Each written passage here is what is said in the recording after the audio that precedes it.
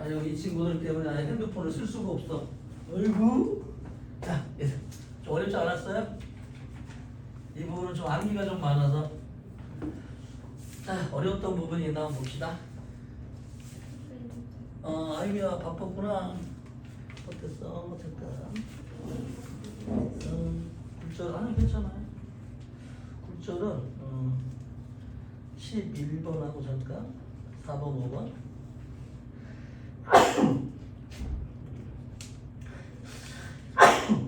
4번, 5번 맞죠? 4번, 5번, 11번하고 잘했어. 4번, 5번, 11번 17번은 나중에 물리 배울 때 좀 외우시면 되고. 자, 문제 좀 봅시다. 4번, 5번 뒤쪽에 간섭은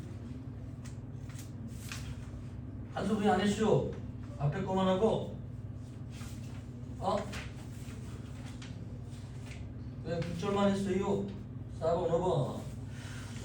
자, 페이지 250쪽 4번, 5번. 그림은 단색광이에요. 단색광은 누구냐면은 색깔이 우리 백색광 있죠? 이 백색광 같은 경우에는 백색광. 백색광은 원래 없어요. 이런 것들이 빨주, 노초, 파랑, 이렇게 이런 것들이 합쳐져가지고 백색광이 돼요. 자, 물체의 색은 근데 색깔별로 이거 우리 학생들이 색깔 개념이 조금 필요한데요. 이게 원래는 빨강색부터 주황색, 노란, 초록색, 이게 보라색, 파장이 짧은 거 보라색, 파장이 짧은 거에서부터 파장이 점점 긴 거 다 모여 있는 겁니다. 파장이 긴 것이 빨강색이죠. 그다음에 이게 보라색 빛이 되는데 사람이 색깔을 느끼는 이 망막에 수정체가 있고 망막이 있는데 망막에 이런 모든 빛을 느끼는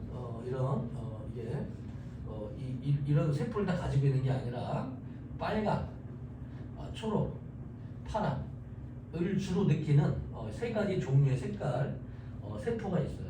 그래서 이 파랑색을 느끼는 애들은 빛의 흡수율 요런 빛은 제가 흡수율이 하면 10%, 요런 빛은 흡수율이 한 50%, 요런 파장 빛에 대해서는 흡수율이 뭐 이렇게 이제 좀 달라집니다. 파장별로. 그래서 파장은 연속적으로 쭉 여러 가지가 있어. 수만 가지 얘네들이. 그런데 그런 것들 중에서 파장별로 흡수율이 달라서 사람이 느끼는 색깔이 다르게 느껴지는 거예요.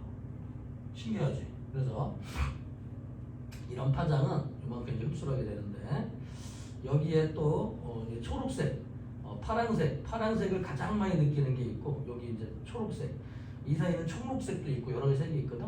여기 쪽에 색깔로 따지면은 수천만 가지 색깔이 있어요. 이렇게 사이에는. 근데 이제 초록색 빛에 대해서 가장 많이 느끼고 그 다음에 빨강색 파장에 대해서 가장 많이 흡수하는 이런 세 가지가 있어요.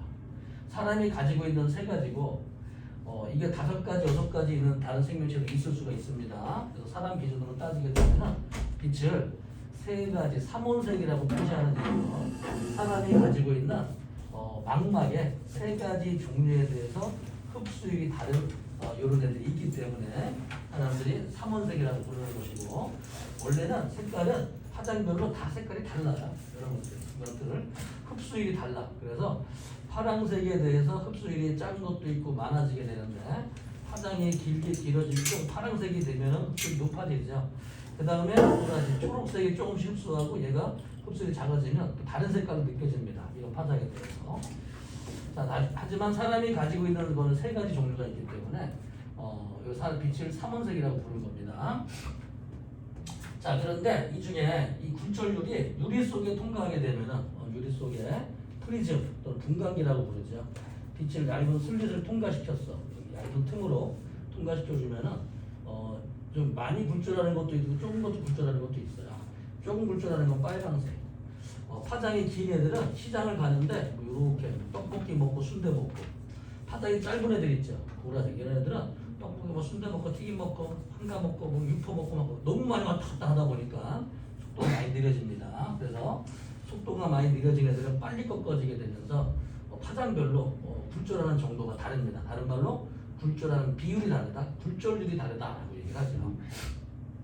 그래서 색깔별로 굴절률이 다른데 이렇게 많이 방해를 받는 파장이 짧으면서 진동수가 큰 이런 빛들이 굴절률이 더 큽니다. 굴절률이 더 커지기 때문에 그럼 우리가 배운 굴절률 뭐 물속에서 1.4, 뭐 유리수 1.7, 뭐 2.4 이건 대체 어떻게 따진 겁니까? 그래서 전체 빛들 중에서 평균적인 굴절률 여기서부터 여기까지 평균적인 굴절률 값을 가지는 빛이 있어요. 그런 빛이 노랑빛인데 이 노란색깔 빛, 노란색깔 빛에 대해서 굴절률을 따진 겁니다. 얘네들이. 그럼 보라색으로 실험을 하게 되면은 굴절이 더 커져요. 뭐 2.7, 1.9, 뭐 1.5 이런 식으로 더 커지고 빨간색으로 실험을 하게 되면은 뭐 1.2 이런 식으로 더 작아집니다. 굴절률이. 그래서 평균적인 굴절률을 따질 때는 전체 굴절률 중에서 이 중간 값을 가지는 노란 빛깔에 대해서 굴절률을 따진 겁니다. 이렇게 따진 거는 자 이렇게 했을 때 한 가지 색 이렇게 굴절률이 여러 가지가 들어있어. 굴절률이 이렇게 빛이 다른 게 그런데 한 가지 색 이걸 단색광이라고 부르죠. 한 가지 색깔은 굴절률이 동일하다 이런 얘기입니다. 백색광은 굴절률이 다른 여러 개의 빛이 섞여 있어요.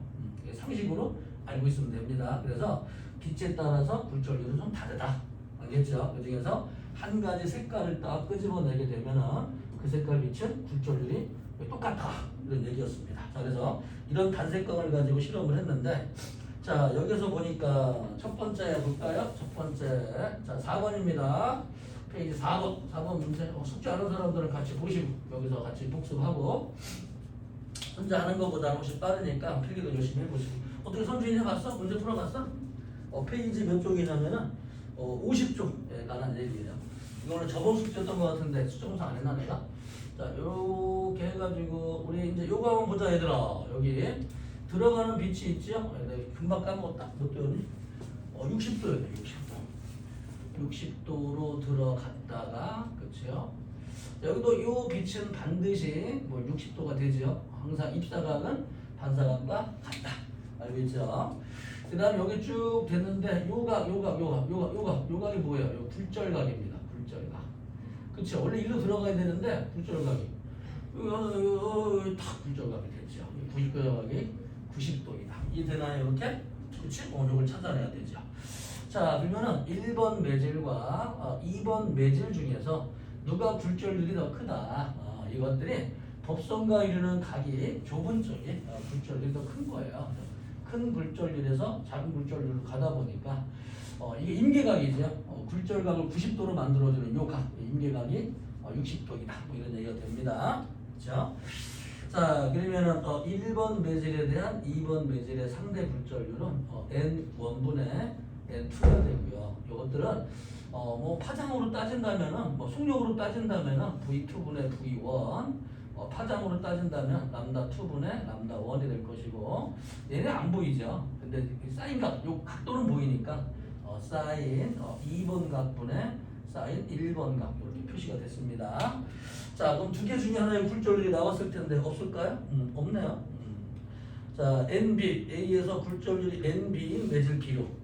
자, 이 매질의 굴절률을 NB라고 적고 이 녀석은 그냥 이거 A다, B다. 뭐 A라고 해볼까요? 이렇게. 자, 그럼 이거보다 어떻게 되냐? 한번 넣어볼까요? 이런 경우는 1번, 2번 대신에 요 A로 바꾸면 됩니다. B 이렇게. 요것들은 뭐 B, A로 바꿔주면 되고 B, A로 바꿔주면 되고 요거는 B번과 A가 적어주면 되죠.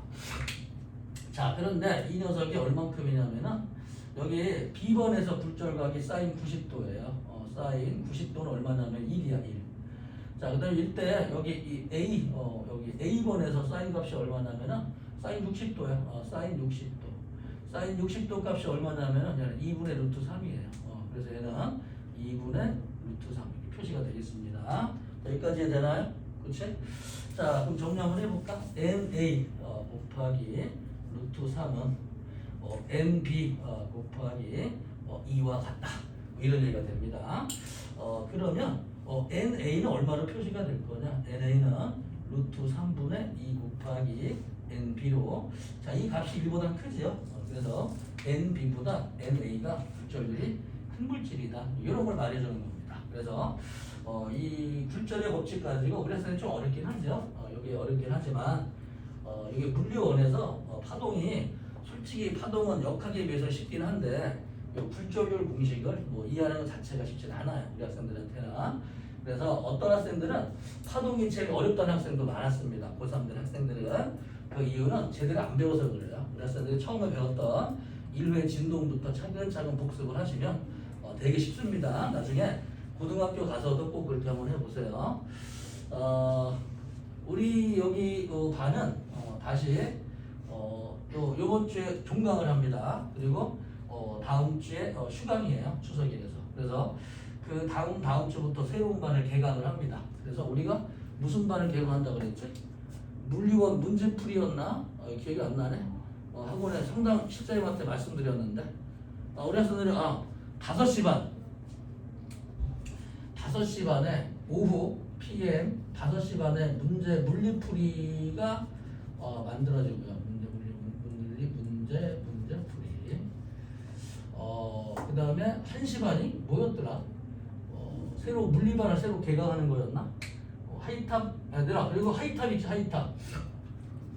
하이탑 물리가 오늘부터 시작을 하긴 했는데 오전 10시 토요일날 오전 10시부터 오늘부터 시작을 하긴 했어요. 근데 우리 학생들이 만약에 하이탑을 듣고 싶으면 다시 한번 듣는 거 좋습니다.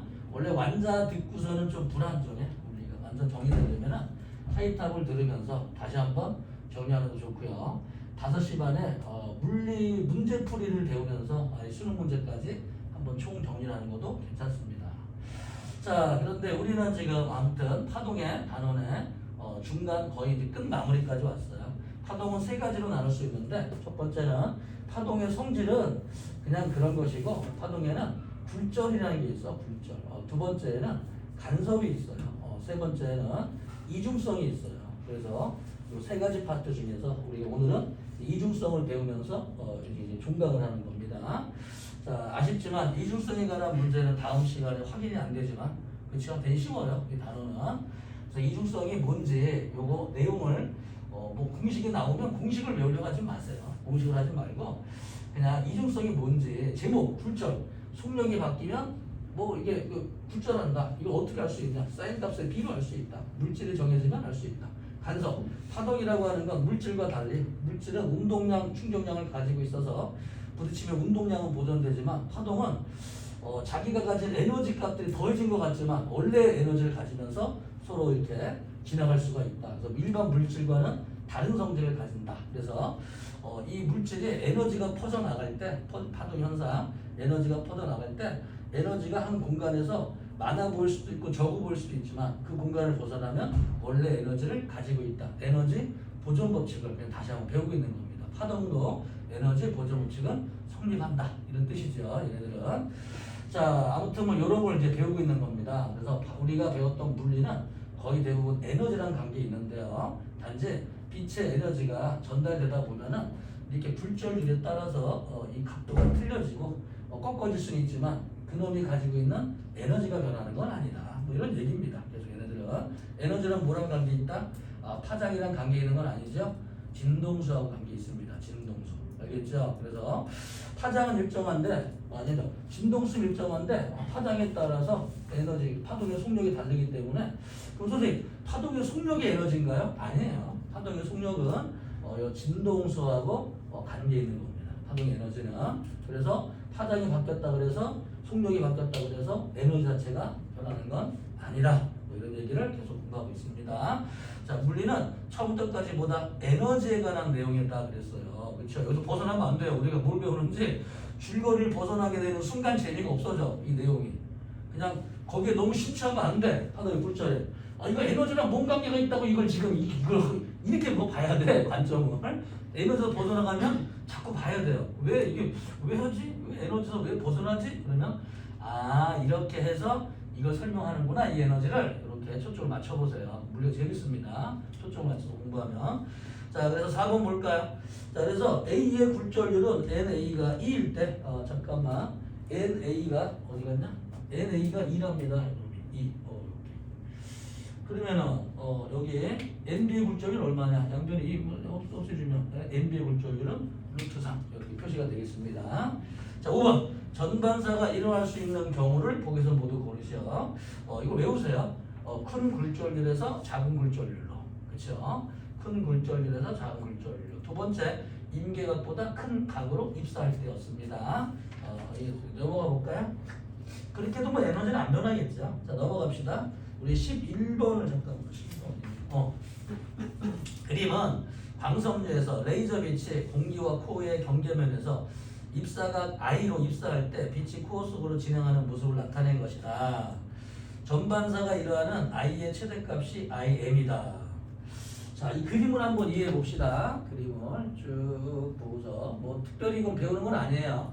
내가 설명해 줄 수 있는데 이거 말고도 다른 경우도 많습니다. 그래서 N1이 있고 N2가 있다. 자, N1, N2, N2. 자, 여기 코어라고 부르는 것이고 여기 이제 클레딩이라고 부르는 부분이에요. 클레딩은 코어보다 굴절률이 작아요, 여러분들. 그래서 여기에 어떤 각이 있는데 여기다 이제 최대 이렇게 여기에 빛이 들어갔어요. 이 각을 만약에 I 맥스 약자 IM 잘 큰 이게 만약에 더 커지면 어떻게 되냐? 잠깐 봅시다. 이렇게 해가지고 여기 쭉 들어갔어요. 자, 그리고 이때 전반사 굴절하고 다시 반사가 되고요. 전반사해서 다시 들어갑니다. 자, 그러면은 이 각을 크게 하면 어떻게 될 거냐? 상상을 한번 해봅시다. 이 각이 더 커지게 됐다. 커지게 되면은 이거보다는 더 앞에 쪽으로 가겠죠? 자, 그러면은 법선과 이루는 각이 좁아질 것 같아요? 또 넓어질 것 같아요? 좁아집니다, 각도가. 그렇죠? 이거는 일부분 밖으로 굴절하고 일부분 반사하기 때문에 전반사가 될 수가 없다. 이런 얘기입니다. 그래서 각도가 커지다 보면은 이쪽 각이 점점 이쪽을 때리게 되는데 그래서 이놈이 이 현재 이 각이 얼마냐? 최대. 요 각이 전반사할 수 있는 최대 각이야. 요 각이. 이거보다 커지게 되면은 또 앞에 쪽으로 들어가 전반사가 안 돼요. 그럼 이 안쪽에서는 전반사가 된다. 그렇죠? 이 안쪽에 전반사가 되고 이쪽에서는 전반사가 되지 않는다. 이건 그림입니다. 이해되죠? 그래서 수직으로 만들어 놨기 때문에 머리 좀 써야 돼요. 우린 요것만 배웠지만 수직으로 들어가면은 각도가 커지면 요도 커질 것이다. 그러면은 법선과 이르는 각은 작아질 것이다. 그렇죠? 이렇게 수직으로 만들어 놓은 그림입니다. 자, 그런데 문제는 기억. 빛의 속력은 코어에서가 클레딩에서보다 느린 겁니다. 전반사 할 수 있다는 얘기는 이 코어가 클레딩보다 굴절률이 크다 이런 얘기죠. 이게 크니까 여기서 전반사 할 수 있는 겁니다.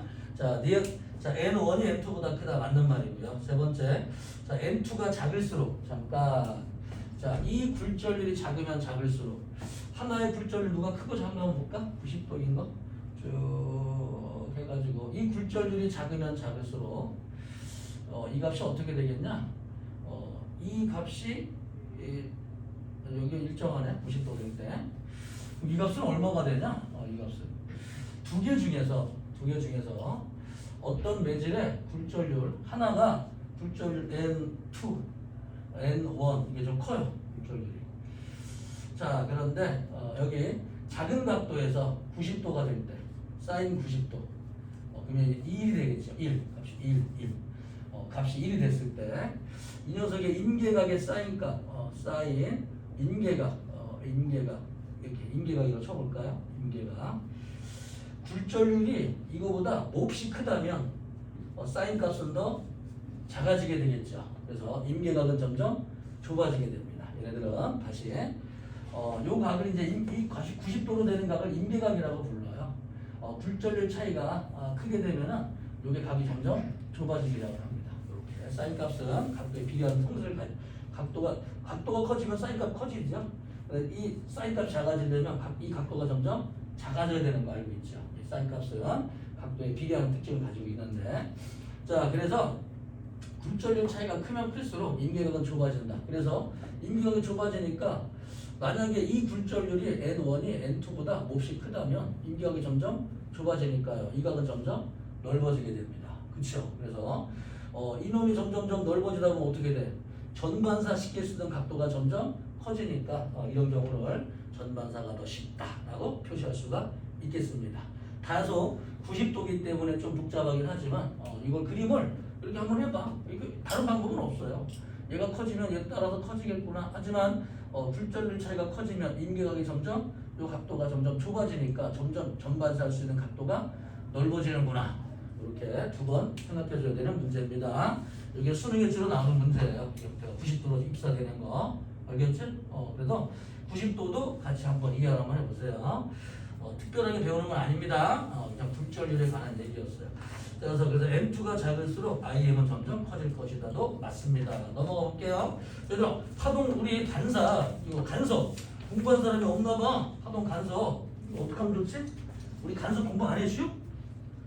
간섭 공부했어요? 안 했어요? 한 거 같은데? 큰일 났는데? 파동 간섭을 알아야 되는데. 자, 페이지 몇 쪽을 펴시냐면은 조금 돌아갑시다. 이 숙제가 복습이 덜돼 있어요. 페이지 255쪽에 가장 아래쪽에 확대경 그림이 나와 있어요. 페이지 255쪽에 가장 아래쪽에 확대경 그림이 나와 있어요. 그 그림을 좀 펴주세요. 확대경 그림. 이거는 원래 이제 이 물리원에서 배우는 내용은 아닙니다. 원래는. 그런데 우리가 오늘 배우는 내용과 관련이 있어요. 이 내용들이. 그래서 그거를 모르게 되면은 이제 오늘 배우는 내용을 이해 못하기 때문에 확대경 그림을 지금 한번 설명 한번 합시다. 전에 안 했죠? 그 이유가 있어. 그때는 들어도 몰라요. 뭔 말인지. 근데 이제 한번 요거 파동의 간섭을 배웠기 때문에 지금은 좀 이제 들을만한데 전에는 무슨 내용인지 이제 이해 못했을 거예요. 그렇게 해주면. 자, 그래서 선생님들은 깨끗하게 한번 더 닦자. 근데 문제 풀기만 쌤이라는 거예요? 네. 다른 선생님 하는 마음도 있어요? 왜 내 얼굴 보니까 지겹지 않냐 이제? 네, 그건 아닌데 그건 아니야? 근데 그건 아닌데 그냥 뭐 다른 선생님도 있을 거야. 그래서 필요한 경우 들으세요. 난 즐거운데 너 갈구는 거 재밌는데 졸면 깨워주고 그리고 꼬박꼬박 화장실 가야 되고 집에 뭐 변기 막혔슈? 오면은 무슨 영역 표시라고 가. 이게 상당히 참 뭐 짐승 같기도 하고 왜 그러지? 너 가는 곳마다 화장이 들리지? 속이 안 좋구나. 자, 봅시다. 페이지 확대경. 오늘은 빛에 관한 걸 한번 볼까요? 빛 랄라랄랄라 랄라랄랄라. 자, 파도 같은 경우에는 얘들아 빛이 진동을 하거든. 그런데 위로 가든 아래로 가든 이렇게 이제 움직여요. 빛. 그렇지만 이것도 밝은 빛이고 이것도 밝고 빛은 파도는 높고 낮게 있는데 빛은 그게 아니야. 그냥 밝고 이렇게 플러스든 마이너스든 상관이 없어요. 빛이라고 하는 거는 있냐 없냐 차이야. 그러니까 빛이 이거 빛이 있는 거고 두 개가 만나가지고 간섭을 해서 만약에 하나가 이제 이게 없어졌다 이런 모양 됐다 이렇게 그 빛이 이제 없는 거고 있는 거고 둘 중에 하나죠. 플러스 마이너스가 중요한 건 아니다. 자, 그런데 왼쪽에서 A에서 이런 빛이 나오고 B에서 이런 빛이 나왔어요. 그래서 두 가지가 2분의 람다의 짝수배가 되면 보강 간섭을 한다. 자, 이거 저번 시간에 배운 거 한번 보세요. 써놨습니다. 3개. 자, 그리고 2분의 람다의 홀수배만큼 차이가 나면 상세 간섭을 할 것이다. 이런 얘기죠. 그래서 아저씨가 여기 양쪽 이등슬릿에다가 얇은 틈에다가 빛을 쏘아주면은 빛이 슝 지나갑니다. 이렇게. 자, 빛이 퍼지는 걸 회전이라고 불러요. 그 당시에 알고 있었어. 0이라고 하는 아저씨가 그걸 알고 있었어요. 여기도 이제 빛이 갑니다. 이렇게. 그러다가 중간에 위치는 경로차가 0이 되겠죠. 이런 경우는 보강 간섭이 생길 것이고 여기서 얘한테 가까워지고 얘한테 좀 멀어지다 보면은 경로차가 2분의 람다만큼 차이가 나는 것은 상세 간섭이 생기고 2분의 람다의 2만큼 차이가 나게 되면 보강 간섭이 생기고 2분의 람다의 3배만큼 차이가 나면 상세 간섭이 이렇게 상세 간섭이 생기면 어두워지고 도감 간섭이 생기면 밝고 어둡고 밝고 어둡고 밝고가 나오게 됩니다. 만약에 빨강색을 쓰면 빨강색이 보일 것이고 그렇죠. 그래서 이 아저씨가 실험을 했는데 어떤 실험을 했냐면은 이 무늬와 여기 처음에 0부터 밝은 무늬와 밝은 무늬 사이의 간격을 x라고 하면 이 밝은 무늬 사이의 간격은 대체 뭐란 관계가 있을 것인가 여기에 관한 얘기들이에요. 그렇죠. 그래서 좀 어려운 내용이긴 하지만 자, 책은 없어요. 그래서 한번 잘 따라와 보세요. 이 아저씨가 어떤 생각을 했냐면 밝은 무늬와 밝은 무늬 사이의 간격을 x라고 하면 이 간격을 x라고 했을 때 여기에서 여기까지 이제 첫 번째 밝은 무늬 사이까지 간격을 치면은 여기에 경로차 요 경로차를 어떻게 썼냐면은 요걸 세타라고 했을 때 요거 대충 그리면 세타가 됩니다. 요거는 그래서 요 양쪽 사이의 간격 두 슬릿 사이의 간격 d 요 간격이에요. 간격 두 슬릿 사이의 간격 d 곱하기 요거는 뭐가 될까요? 사인 세타가 되죠. 그래서 d 곱하기 사인 세타를 해주게 되면은 이 녀석이 람다만큼이 될 것이다. 경로차가 람다만큼 됐을 때 밝은 무늬와 밝은 무늬 사이 간격 얘는 경로차가 0 얘는 경로차가 람다 또 밝은 무늬와 밝은 무늬 사이 간격도 항상 람다만큼의 차이가 나니까 밝은 무늬와 밝은 무늬 사이 간격의 경로차는 람다가 될 것이다. 이렇게 생각을 한번 해봤습니다. 자 그러면 이 아저씨는 요거 10을 가지고서 그러면 만약에 아주 작은 이렇게 세타가 작을 때 요거 뭐 a분의 뭐 b c분의 뭐 d 이렇게 b abc도 적었을 때 사인 세타는 a분의 뭐 b가 되겠죠. 그다음에 얘는 약 탄젠트 세타와 비슷할 것이다. 탄젠트 세타는 c분의 b가 되겠다. 이런 얘기죠. 그래서 요 지점 사이의 간격의 거리를 L이라고 했을 때 사인 세타를 어떻게 표시했냐면은 D 곱하기 사인 세타 D 곱하기 탄젠트 세타는 람다가 될 것이다. 자 D 곱하기 탄젠트 세타는 여기서 L분의 X가 될 것이다. 그쵸? 여기 요거분의 요거 거리 X 이거는 람다가 될 것이다. 그래서 X의 크기가 얼마가 됩니까? D분의 L 곱하기 람다가 되는데요. 자 거기다 한번 적어볼래요? 여기다가 X만 적어보세요. 무늬 사이의 간격 무늬 밝은 무늬와 밝은 무늬 사이의 간격 X요. 무늬 사이의 간격 엄밀히 말하면 물리2의 내용인데 책에 한번 적어가세요. 거기다가 무늬 사이의 간격을 X라고 했을 때 요거 D는 뭐냐면은 슬릿 사이의 간격이야. 슬릿이 뭐냐면 팀이 슬릿이에요. 슬릿 사이의 간격. L이 뭐냐면은 이 여기서부터 여기까지 거리입니다. 거리. 자 람다가 뭐냐면은 파장이에요. 파장. 자 그래서 만약에 무슨 말이냐 이 파장을 한번 예를 한번 들어볼게요. 예를 들어서 자 파란색 빛이 있다. 파란색. 그 다음에 이제 초록색도 있고 빨강색 빛도 있다. 빨강색. 파란색 빛같이 보게 되면은 가운데 밝은 파란색이 나와요. 그 다음에 어두운 무늬가 나오고 밝은 무늬가 나오고 밝은 밝은 사이 간격 요게 이제 x 요 간격이 이제 일정합니다. 요 간격이 xx로 일정하게 쭉 나온다. 이때 이 xx가 뭐랑 관계 있냐? 요거죠. d분의 l 곱하기 람다. 자 그런데 파란색 빛깔은 한 450 나노메타 정도가 되고요. 빨간색은 한 680 나노메타 정도로 1.5배 정도로 큽니다. 얘들은 그러면은 정 가운데부터 밝은 무늬 사이가 빨강색이 있죠. 빨강. 그 다음에 거리 간격이 x보다 1.5x로 좀 거리 간격이 더 멀어집니다.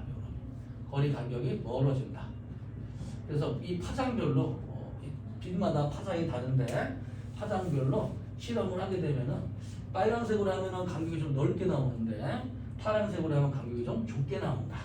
이런 뜻이었어요. 이런 내용들이 우리 거기도 보자. 빨간색 나와 있죠? 빨간색 사이의 간격, 어두운 무늬와 밝은 무늬 사이의 간격. 그걸 X라고 표시했습니다. 자, 한번 칙만 적어보세요. 나중에 언젠가 물리2 배울 때 한번 써먹을 거예요. 이게 물리2의 제일 어려운 공식이거든.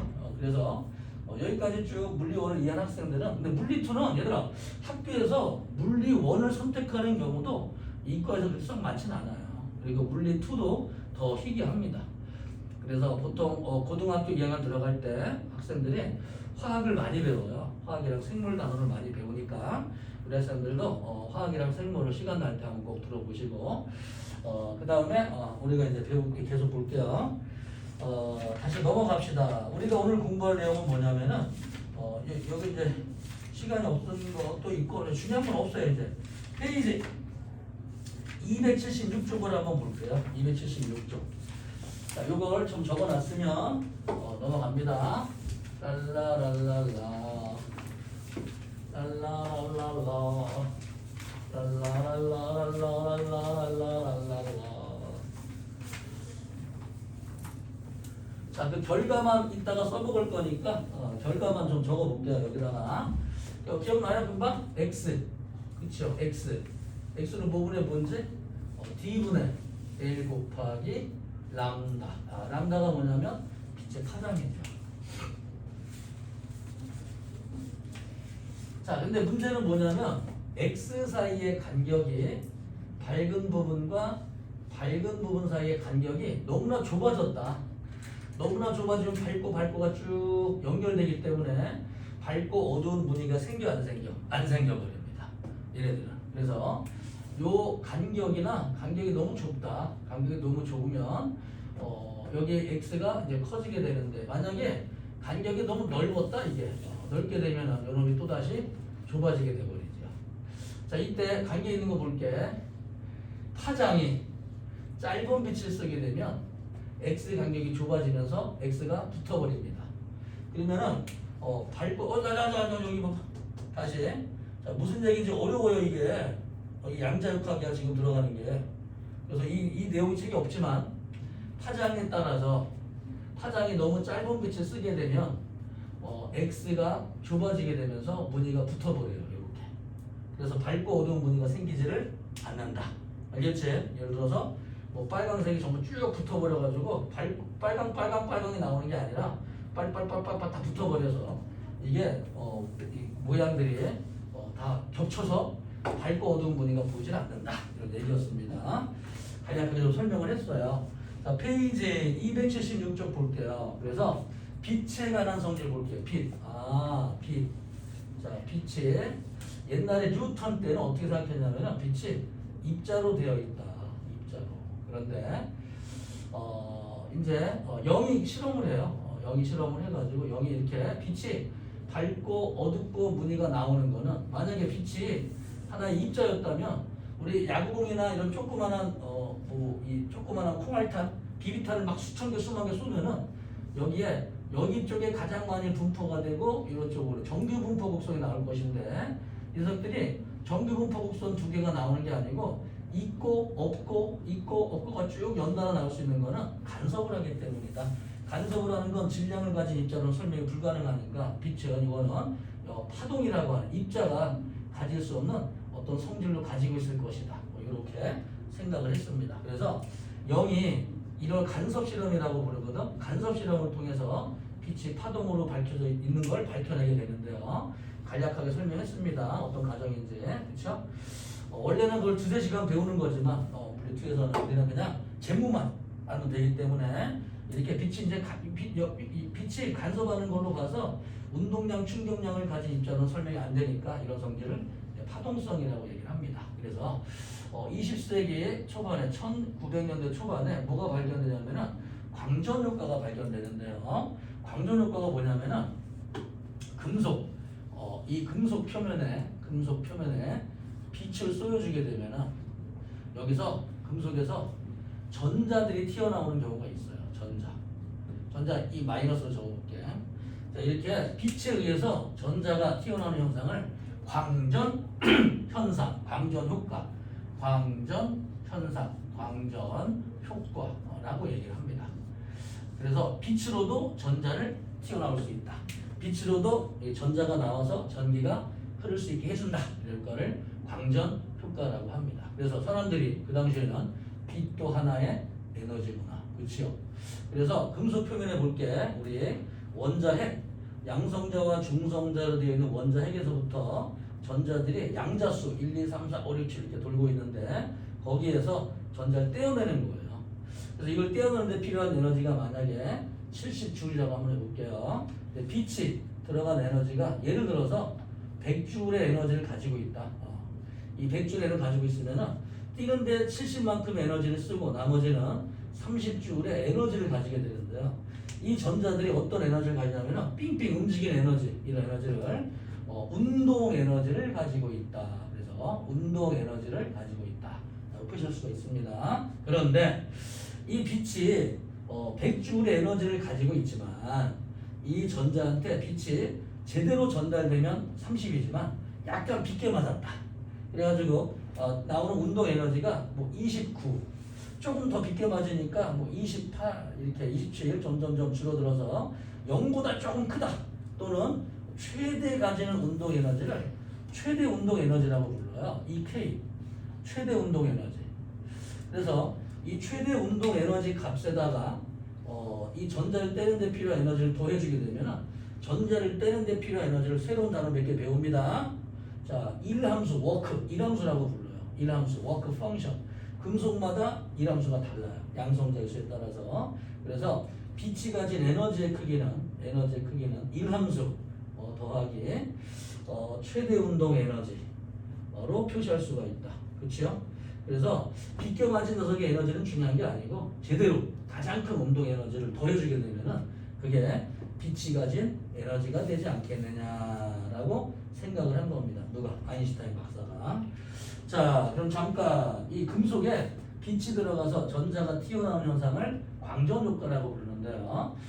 이 원자 핵으로부터 전자를 떼는 데 필요한 에너지를 일함수라고 부르고 나머지는 어떤 에너지를 가지고 있어요. 이 운동 에너지를 가지고 있게 됩니다. 자, 그래서 이제 어떤 실험을 하게 되냐면은 이 광전 효과를 가지고서 이제 사람들이 이거를 파동의 성질로 한번 해석을 해봤습니다.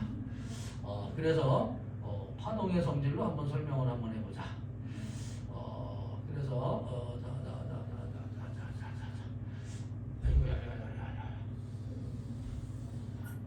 자, 광전 효과 볼게요. 광전 효과는 1번. 잘 들어오세요. 이제 파동성으로 예측을 한번 해봤어요. 실험 결과 예측을 한 다음에 실제로 실험을 해봤습니다. 자, 세 가지를 설명할 거니까 세 가지 어려운 내용은 아니에요. 그냥 뭐 외우는 게 아니라 그냥 이해하는 단어이기 때문에 책에는 중구난방 없이 글자로 써 있지만 여러분들 내가 표를 한번 만들어 드릴게요. 그냥 좀 어려우니까. 자, 만약에 말이야 빛이라고 하는 거는 진동수를 가지고 있어요. 그래서 진동수가 큰 빛도 있고 작은 빛도 있는데 진동수가 점점 커지다 보면은 어떤 여기에서는 광전 효과가 생기지 않지만 어떤 특정한 진동수부터는 광전 효과가 생깁니다. 이렇게. 그래서 빛은 아마도 진동수가 크면 클수록 에너지가 많은 게 아닐까? 에너지가 많으니까 70보다 큰 에너지가 들어갈 때만 튀어나올 수 있는 것처럼 빛이 가진 에너지가 진동수랑 관계가 있어서 빛이 가진 에너지는 진동수랑 관계가 있어서 진동수가 커지게 되면은 나중에 일함수보다 큰 에너지가 돼서 전자가 튀어나오지 않겠느냐라고 생각을 해봤습니다. 그래서 어떤 생각을 했냐면은 만약에 이 전자가 튀어나올 수 있는 진동수 중에서 가장 작은 진동수를 요 진동수를 한계 진동수 또는 이 문턱 진동수라고 불러요. 문턱 진동수. 우리 지금은 아파트가 거의 대부분 문턱이 없는데 마루에서 지나가다 문쪽에 가면 약간 턱이 있죠. 이렇게 턱이 이렇게. 그렇죠? 그래가지고 여기다 홈을 파서 문짝이 이렇게 이제 들어갑니다. 그러면 작게 빛이나 소리가 잘 밖으로 새나가지 않도록 문에다가 홈을 파주죠. 여기 이게 문턱이라고 불러요. 문턱 여기.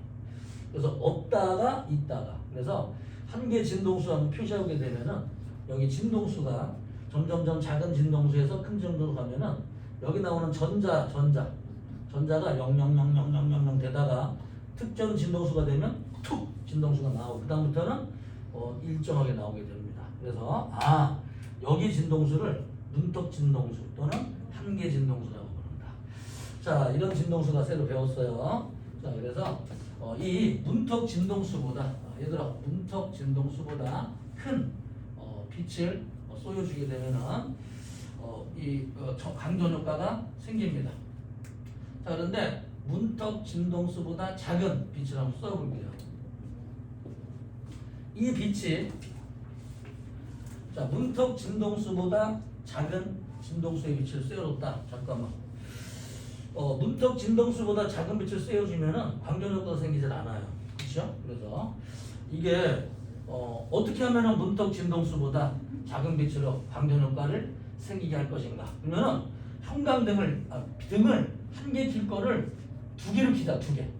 그러면은 빛이 하나가 들어가는 게 아니라 두 개가 들어간다면 얘가 에너지가 많아져서 좀 이렇게 70이지만 두 개가 더해지면 140이 되거나 세 개를 키면은 같은 시간 동안에 뭐 빛이 세 배로 들어가면은 에너지가 세 배로 많아지니까 얘들이 광전 효과가 생기지 않겠느냐 이렇게 해서 자, 한 개 진동수보다 작은 빛의 세기를 증가시키는 거예요. 빛의 세기를 증가시키면 당연히 광전 효과는 생길 겁니다. 그런데 아무리 빛의 세기를 증가시켜도 광전 효과는 생기질 않았어요. 자, 무슨 말이냐면은 빛은 더해지질 않습니다. 이 파동이라고 하는 거는 같은 게 똑같이 지나가면 진폭이 두 배로 커진다든지 이렇게 파동이 쭉 간섭, 보강 간섭, 상쇄 간섭을 하면서 여러분들이 당연히 한 개, 두 개, 세 개, 네 개가 되면 보강해서 점점 많아져야 되는데 실제로 얘네들은 보강 간섭 현상이 생기지를 않습니다. 그렇죠? 이런 얘기죠. 보강 간섭이 일어나지 않는다. 자, 두 번째. 그렇다면 이게 실제 실험에는 아주 이거보다 한 개 진동수 예를 들어서 100이라고 쳐보자. 100Hz. 그럼 99Hz로 빛의 양을 2배, 3배, 10배, 20배, 100배 아무리 많이 증가시켜도 조금밖에 차이 안 나는데 진동수는 근데 조금만 작은 진동수 빛을 아무리 세게 하더라도 광전 효과는 생길 것도 같은데 절대로 안 생겨요. 자, 두 번째 볼게요. 그러면은 2번. 그러면은 한 개 진동수보다 큰 빛에서 빛의 세기를 증가시킨다면 잠깐만 한 개 진동수보다 큰 빛에서 빛의 세기를 증가시킨다면 요 이함수는 어차피 금속마다 일정하기 때문에 에너지가 많아지니까 최대 운동 에너지는 증가할 거로 보입니다. 이해되나요? 그래서 이함수는 일정하니까 최대 운동 에너지는 더 증가할 것이다. 그렇죠? 그랬더니만 실험 결과를 해보면은 아무리 여러 번 하더라도 최대 운동 에너지는 항상 일정합니다. 대신에 빛의 세기가 형광등 한 개 킨 거랑 두 개 킨 거랑 세 개 킨 거랑 네 개 킨 거랑 등이 하나 둘 셋 네 개 빛의 세기가 커지게 되면은 나오는 광전자의 수만 많아져요. 광전자가 가지는 최대 운동 에너지는 변함이 없습니다. 잠깐만 잘 들어봐. 그럼 책 내용이 어려워요 읽어도. 자, 세 번째 보자. 그러면 만약에 말이야 여기에 한 개 진동수 이상의 빛에서 빛의 세기가 약한 빛 예를 들어서 110줄 그 다음에 200줄 이렇게 한 개 진동수 이상의 빛에서 만약에 진동수가 파동의 에너지랑 관계가 있는 거라면 진동수가 큰 빛이 있고 진동수가 작은 빛이 있겠죠. 작은 빛을 쏘여주게 되면 어떻게 돼요? 여러분들이 빛이 원자핵과 원자핵 사이에 빛이 들어갑니다. 여러분들. 자, 그런데 여기서 보강 간섭이 되고 빛이 간섭한다고 방금 배웠죠. 용의 간섭 실험. 그래서 여기 있는 전자들이 예를 들어서 뿅 튀어나올 수가 있게 된다. 보강 간섭이 되는 부분에서. 그런데 만약에 빛이 약해가지고 이놈들이 보강 간섭을 한 번 해가지고는 안 되겠어. 두 번, 세 번 해가지고 보강 간섭 하려면 여러 번 보강 간섭을 해야 되겠죠. 근데 애초부터 강한 빛을 쐬주게 된다면 보강 간섭 한 번 정도로만 튀어나올 수 있기 때문에 자, 빛의 세기가 증가하게 되면 전자가 튀어나오는 시간이 더 짧을 것이다. 빛의 세기가 약하다면 여러 번 보강 간섭을 해야 되니까 전자가 나오는 시간이 더 길게 걸릴 것이다. 그렇죠? 이렇게 생각을 한 겁니다. 자, 실험을 아무리 해봐도 이게 빛의 세기랑 관계가 없이 전자는 즉시 튀어나옵니다. 시간적인 관계가 가서 빛이 회절돼서 보강 간섭에 나오지는 않는다. 이런 결론이에요. 자, 그래서 이 당시에 물리학자들이 이 결과를 아무도 해석을 해내지 못합니다. 대체 이 현상을 왜 이런 일이 생겼는지. 빛은 이 영의 간섭 실험을 통해서 파동이라고 사람들은 모두 알고 있는데 갑자기 이렇게 툭 튀어나오니까 이거를 아무도 해석을 못하는데 이때 아인슈타인 아저씨께서 우리의 히어로께서 여러분들 이거는 빛이 파동이라고 생각을 했기 때문에 이게 설명이 안 되는 건데 이게 빛이 만약에 입자로 되어 있다고 쳐봅시다. 빛이 자체가 입자, 광자, 빛을 이루는 입자를 광자라고 하는 새로운 개념으로 생각을 한 거예요. 그래서 빛을 이루는 입자가 광자이기 때문에 이놈들이 입자가 가진 에너지들이 전자 하나에 가서 하나의 에너지와 다른 녀석의 에너지가 더해지지는 않는다.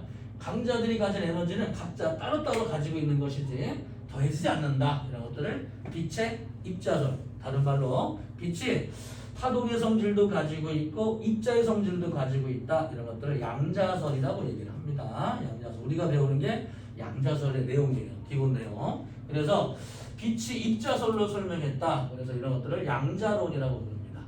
여기서 말하는 양자론은 뭐냐면은 따로 더해지지 않는 불연속적인 것들을 양자라고 표시합니다. 불연속적인 거. 기억나요? 우리 양자수 n은 1, n은 2, n은 3 이렇게 떨어지는 정수를 표시한 거. 그렇죠? 그래서 광자가 가진 하나의 에너지가 2라면 광자가 가진 두 개의 에너지는 2, 세 개가 가진 에너지는 3, 2 이렇게 이 사이의 값은 존재하지 않는다. 에너지라는 건 연속적으로 실수범위로 존재하는 게 아니고 에너지는 이렇게 띄엄띄엄 떨어져 있는 값으로 존재한다. 이런 것들을 양자론이라고 얘기합니다. 그래서 빛이라고 하는 것들은 양자설, 이거 양자설이라고 얘기를 해요. 나중엔 맞는 게 밝혀지게 됩니다. 전부 다. 그래서 빛이 입자로 되어 있다면 빛이 진동수보다 크니까 에너지가 크니까 이거는 광전염 현상이 생기는데 빛이 서로 따로 떨어져 있는 에너지고 더이지 않기 때문에 아무리 빛의 세기가 많더라도 얘는 광전염가 절대로 생기지 않을 것이다. 이 현상을 설명할 수 있게 되는 거예요. 자, 그러면은 빛의 세기가 커지게 되면은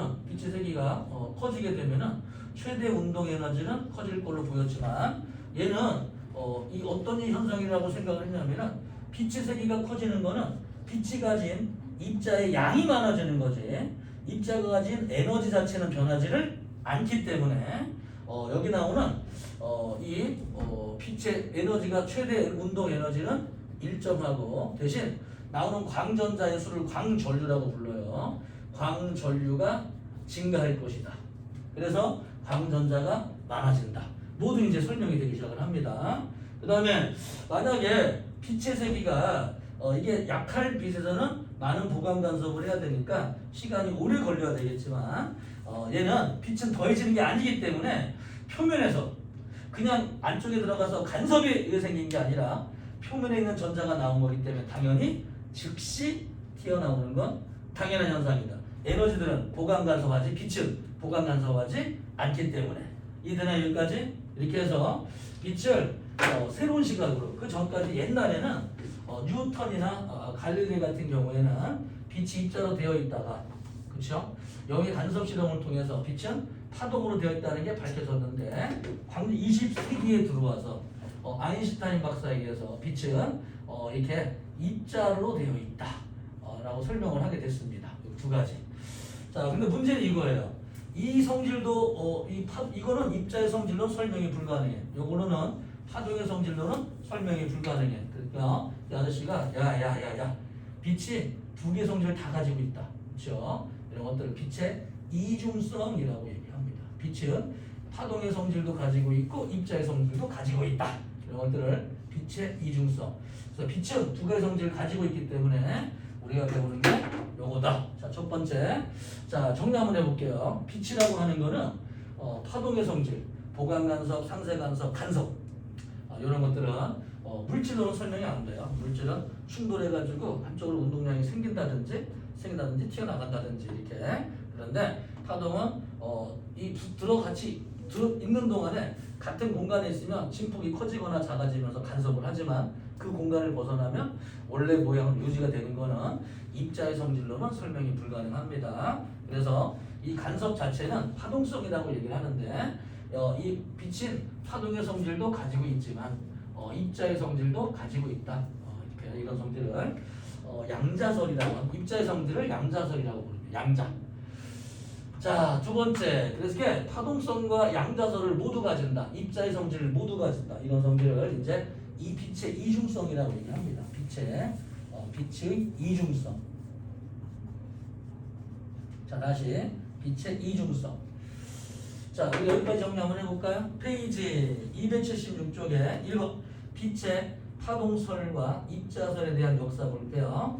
17세기 후반 빛의 본성에 대한 논점은 뉴턴은 빛의 입자설, 그 다음에 19세기 초에 영의 간섭 실험을 통해서 파동의 성질을 가지고 있다. 자, 이 19세기 후반부터 20세기 초반에 빛의 파동성으로 설명할 수 있는 현상이 발견되는데요. 헤르츠는 금속에 빛을 비쳤을 때 전자가 방출된 현상인 광전 효과를 발견하는데 이거를 파동성으로 아무도 해석을 못합니다. 그래서 아인슈타인 박사가 해석을 하게 됩니다. 1번 광전 효과 볼게요. 금속 표면에 빛을 쪼일 때 전자가 에너지를 얻어 튀어나오는 현상이다. 거기다 정리 한번 해볼까요, 우리? 거기다가 요거 한번 적어주세요. 그냥 적으면 안 되니까 여기 이제 빛이 가진 에너지 여기다 적어보세요. 빛이 가진 에너지, 빛의 에너지가 일함수라고 불러요. 일함수. 일함수가 뭐냐면은 원자 핵에서 전자를 떼는데 필요한 에너지 요거를 일함수라고 부르고 더하기 글자가 잘 안 보여요? 다시 좀 이쁘게 적어드려요. 일함수 요거 보였어요? 자, 원자 핵에서 전자를 떼는데 줄여서 떼는 에너지 그걸 일함수라고 부른다. 그 다음에 나머지는 최대 운동 에너지, 그렇죠? 아주 작은 운동 에너지 필요 없다 그랬죠. 그 중에서 가장 큰 운동 에너지와 일함수와 가장 큰 운동 에너지를 더해주게 되면은 빛이 가진 에너지를 알 수 있다. 빛이 비껴 맞을 수 있으니까 최대 운동 에너지를 빛이 가진 에너지라고 적는다. 자, 요게 파동의 요 입자설을 설명하는 공식입니다. 요게. 자, 두 번째 볼까요? 자, 책에 적어놨죠? 자, 3번 광양자설. 빛은 입자로 되어 있다. 광양자설. 1905년 아인슈타인은 파동설로는 설명할 수 있는 광전 효과를 설명하기 위해서 빛을 광양 미쳐볼까요? 광양자. 양자가 뭐냐면 입자란 뜻이에요. 입자는 그냥 입자인데 더해지지 않는 입자. 에너지가 더해지지 않는다. 따로 떨어져 있는 입자. 붙어있는 입자가 말고 따로 떨어져 있는 입자를 개별적으로 존재하는 입자를 양자라고 부릅니다. 빛의 광양자. 빛은 양자로 되어 있다. 광양자라고 하는 불연속적인 에너지의 입자의 흐름. 한번 볼까요, 우리? 거기다 한번 적어볼까? 참고 설명. 빛이 한 개 가진 에너지를 2라고 쓰자. 두 개 가진 에너지는 2. 세 개 가진 에너지는 3, 2 이렇게. 이 사이의 값은 존재하지 않는다. 그래서 빛이 가진 에너지는 연속적인 값이 아니라 광양자 한 개, 광양자 한 개 에너지의 2배, 3배, 4배 종수배로만 존재하지 그 사이의 값의 에너지는 존재하지 않는다. 이런 설을 발표하게 됩니다. 자, 1번 광자 에너지 볼까요? E는 HF는 뭐 아직 몰라요. 이렇게 아직은 설명 내가 안 해줬습니다. 그냥 좀 이따 표시하시고. 자, 광양자설에 의한 광전 효과 해석 볼게요. 또 미칩니다. 일함수. 자, 다시 적으면 원자 핵에서 전자를 떼어내는 데 필요한 에너지입니다. 자, 두 번째, 진동수가 큰 빛일수록 광자 한 개의 에너지가 크므로 광자로부터 에너지를 얻어서 방출되는 광전자의 최대 운동 에너지는 크다. 미쳐볼까요? 진동수가 큰 빛 미쳐주시고 최대 운동 에너지가 크다. 이함수가 일정하기 때문에 그렇습니다. 이함수는 금속에 따라 일정한 값을 가지는데요. 에너지가 크다면 최대 운동 에너지가 커. 이함수가 커지는 게 아니야, 얘들아. 이함수는 그대로야. 금속에서 최대 운동 에너지가 커진다. 요 정도만. 아직도 공식 아직 이해가 안 되니까 넘어가세요. 자, 4번. 방출되는 광전자의 수 봅시다. 빛의 세기는 광자의 수에 비례하고 광자 한 개가 충돌할 때 전자 한 개가 방출되므로 빛입니다. 세기가 셀수록 광전자의 수도 증가한다. 자, 거기 있는 그림 있죠? 그림? 그림 보니까 거기에 1함수와 광전자의 방출을 볼게요. 광자 하나가 1함수만큼의 에너지를 가지지 못하면 전자는 튀어나올 수가 없다. 자, 오른쪽 그림 보세요.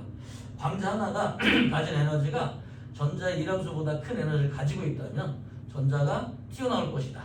그쵸? 이런 식이었습니다. 4번.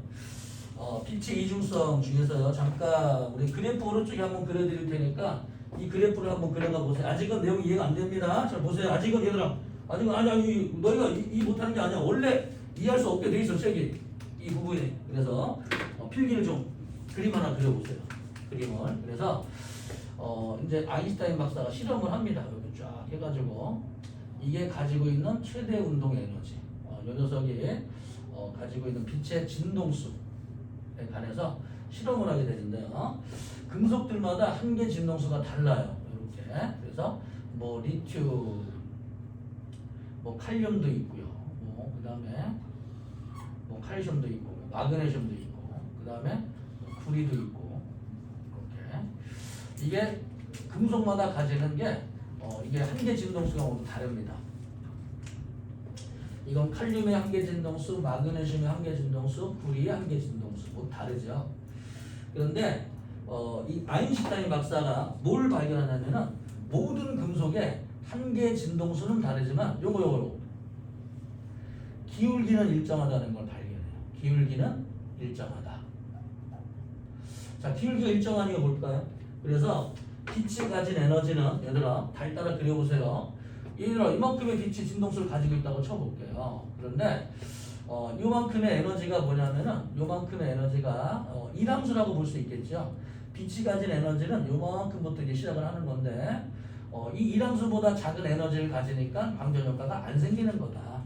근데 이거 1함수보다 큰 빛의 진동수를 가지게 되면 이게 1함수와 1함 W 더하기 요게 최대 운동 에너지가 될 것이다.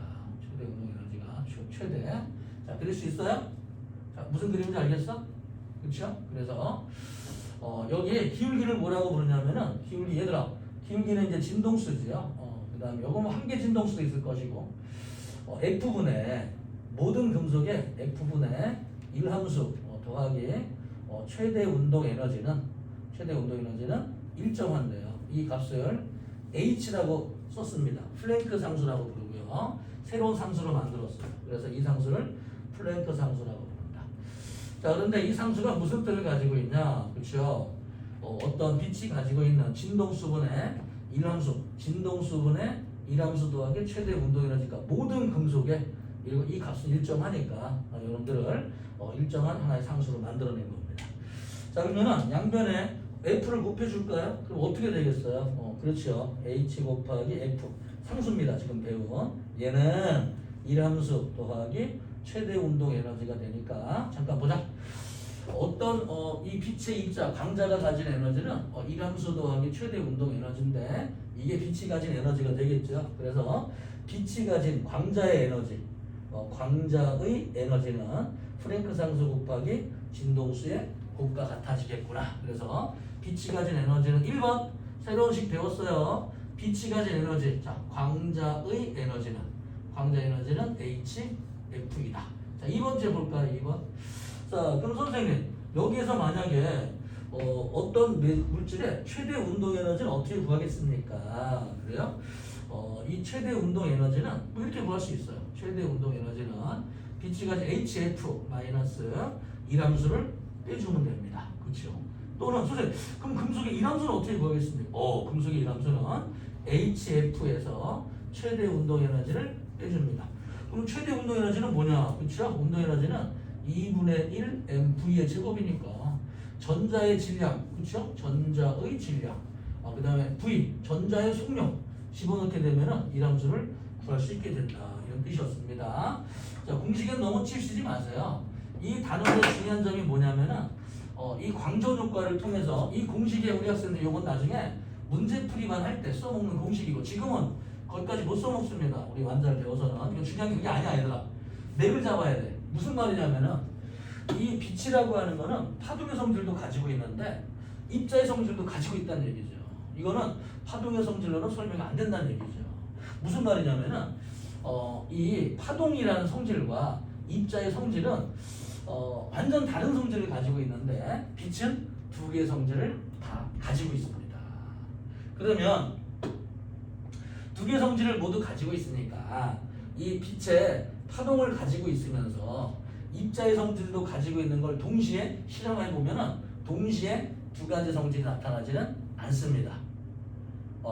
보통 빛은 두 개의 성질 중에서 한 개의 성질만 가지게 되지 두 개의 성질을 모두 가질 수 있다 그러면은 약간 세상이 좀 복잡해지기 시작을 합니다. 이제 여러분들이 좀 어려워져요. 세상이 아주 우리가 알고 있는 세상에서 다른 세상으로 변해버려요.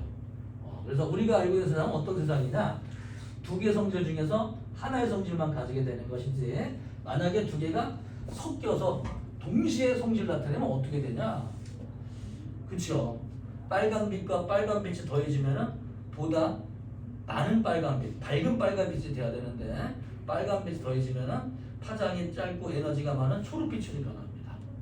초록빛의 밝기를 변하려고 초록빛을 두 개 썼는데 초록빛 두 개가 파동처럼 보강 간섭하면서 파란색으로 변하거나 초록색 빛깔이 상쇄일으켜서 어두워지거나 예측을 할 수가 없어요. 빛과 빛을 더해서 TV 모니터를 만들려고 했는데 대체 이게 어떤 빛이 나오는지 상상 불가능합니다. 그렇죠? 자, 잠깐 5분 동안 쉬었다 할게요. 화장실 안 가 오늘은? 갔다 와야지? 그래 미리 5분 드립니다.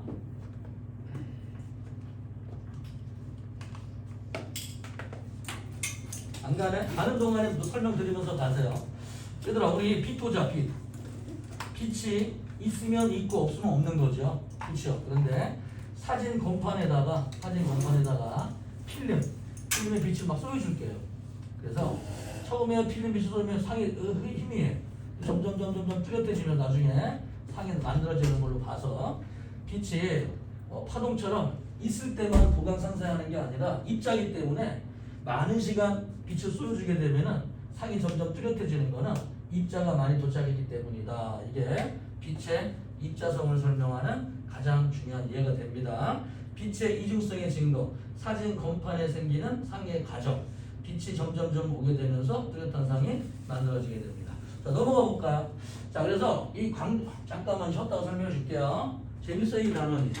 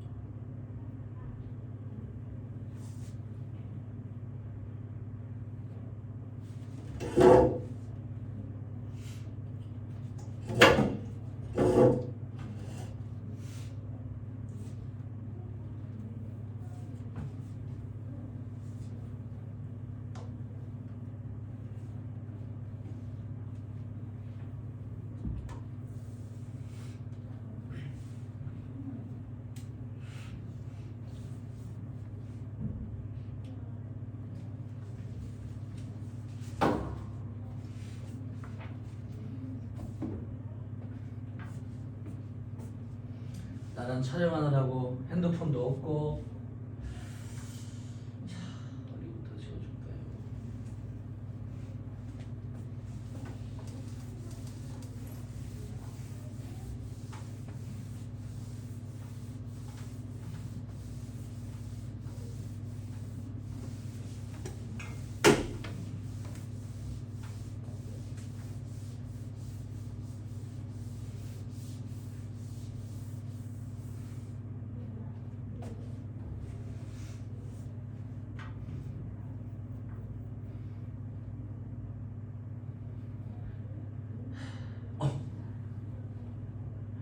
자, 시작합시다. 그래도 5분 정도 쉬면 좀 낫지?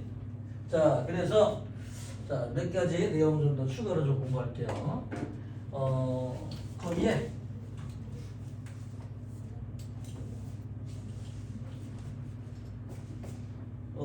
이런 우리 이제 광전 효과를 이용한 거, 광 다이오드 이런 걸 한번 배워볼게요. 광 다이오드. 페이지 278쪽입니다. 광 다이오드. 자, 광 다이오드를 모아놓은 게 CCD라고 부르는 거예요. 광 다이오드. 광 다이오드가 뭐냐면은 빛이 들어가면 광전 효과가 생겨요. 광전 효과가 생겨가지고 전기를 만드는 이런 장치를 광 다이오드라고 부릅니다. 자, 그래서 우리 다이오드 중에서 기억나는지 모르겠어. 여기에 P형 반도체가 있고 여기에 N형 반도체가 있죠. 자, P형 반도체 바깥쪽을 N형 반도체가 감싸고 있는 구조예요. 자, P형 반도체는 어떤 반도체냐면은 이 P형 반도체는 13족을 도핑을 시킵니다. 이렇게. 그러면 알루미늄이나 이게 13족 원소들이 주변에 가장 바깥쪽에 전자가 3개 있거든. 그래서 전자가 하나 없죠. 그래서 주변부터 전자를 하나 이제 지가 받아들이면서 마이너스로 바뀌어 있어요. 이렇게.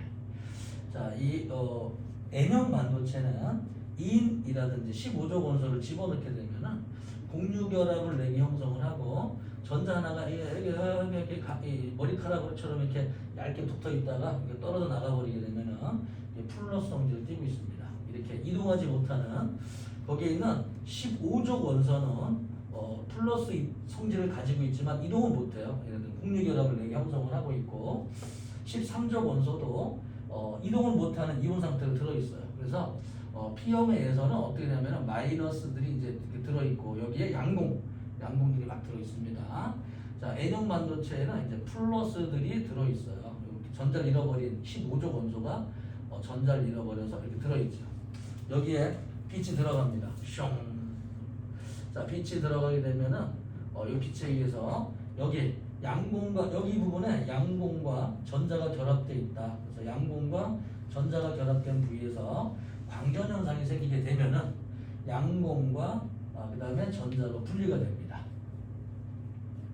이때 분리가 된 전자는 마이너스, 양공, 플러스 두 개로 분리가 되면은 전자는 P형 반도체에 있는 움직일 수 없는 음이온 13족 원소에 의해서 청력 때문에 N형으로 밀려나가게 되고 이때 만들어진 양공은 자, N형 반도체 움직일 수 없는 공유결합을 하고 있는 15족 원소의 플러스의 청력 때문에 이거 P형으로 밀려나가게 됩니다. 이렇게. 자, 그래서 여기다가 전극을 갖다가 이 전선을 갖다가 쭉 연결시켜 주게 되면은 전자가 어디서 나오냐면은 전자가 N형 반도체에서 나오게 돼요. 그럼 전자가 이렇게 움직이면 전류지 전류. 전류는 어떻게 움직인다? 이렇게 움직인다. 전류는 무슨 구에서 무슨 움직인다. 그래서 전자가 움직여서 양공과 결합을 해서 없어집니다. 그럼 여기서 만들어진 양공과 전자들은 다시 계속 이동을 하게 되는데요. 이쪽이 P형이 플러스 극에, 이쪽이 마이너스 극에 전지가 만들어져요. 이런 전지를 태양전지. 태양전지는 광다이오드를 말하는 겁니다. 그런데 광다이오드를 무지하게 조그맣게 만들어놔요. 그래서 엄청나게 조그맣게 만들어 놓고 여기다가 이제 위쪽은 P형, 아래쪽은 N형 이렇게 되면은 요 놈이 이렇게 들어있어요. P형, N형과 쭉 들어있는데 이런 걸 뭐라고 그러냐면은 CCD라고 부릅니다.